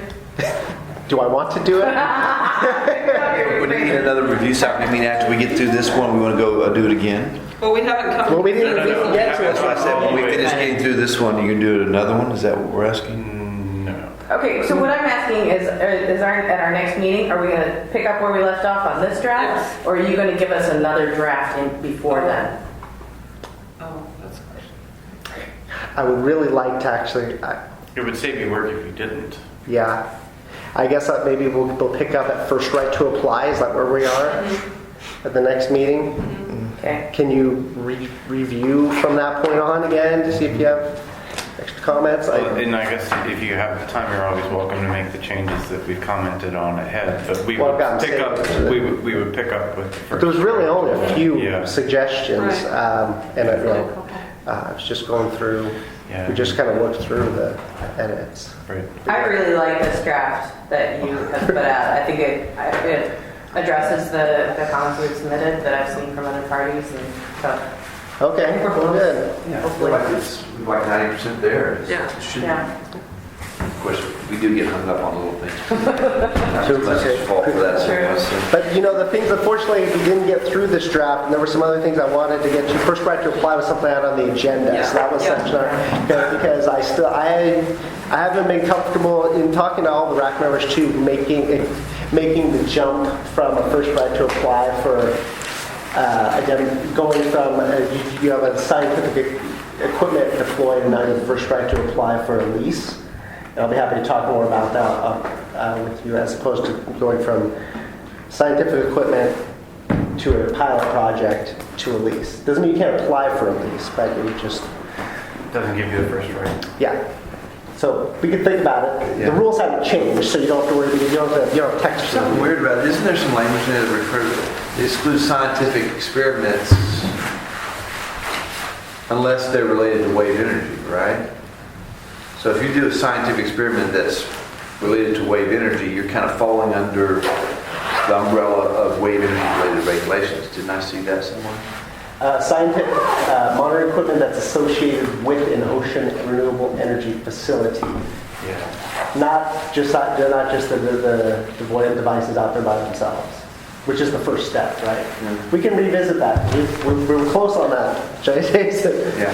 Do we have a member of the public here, or is this just another state staff person? We asked him if he wanted to provide public comment. Just another bureaucrat. Just another state. So the first right to apply is something I would like to revisit, and then Jason, to another one of your concerns was just the timeline for applying and going through that flow chart. That's the reason I brought the flow chart again, to count up like those steps at maybe 30-day intervals Yeah. to see how many days That'd be- we should. And I'm thinking count them up and maybe throw in an extra 30 days. I think I for agreed to good that. measure. I just didn't agree with just arbitrarily picking a bigger number than what the Right. consecutive days added up to. Right. If you want to add 30 days to that, fine. At least Okay. start with what it actually adds up to. Well, maybe I can do that step in the interim based on the flow chart and give you, might turn out to be more than 180 days, but we'll take a look at it. Okay. Okay. Thanks, Roy. Well done. Yeah, thanks, guys. Sorry Thanks we didn't get a for little dragging us farther. through it, man. And we will start, but we're going to start off on first right to apply next time, okay? Thank you for your time. Chris, are you, if you have an, do you think a couple more meetings or?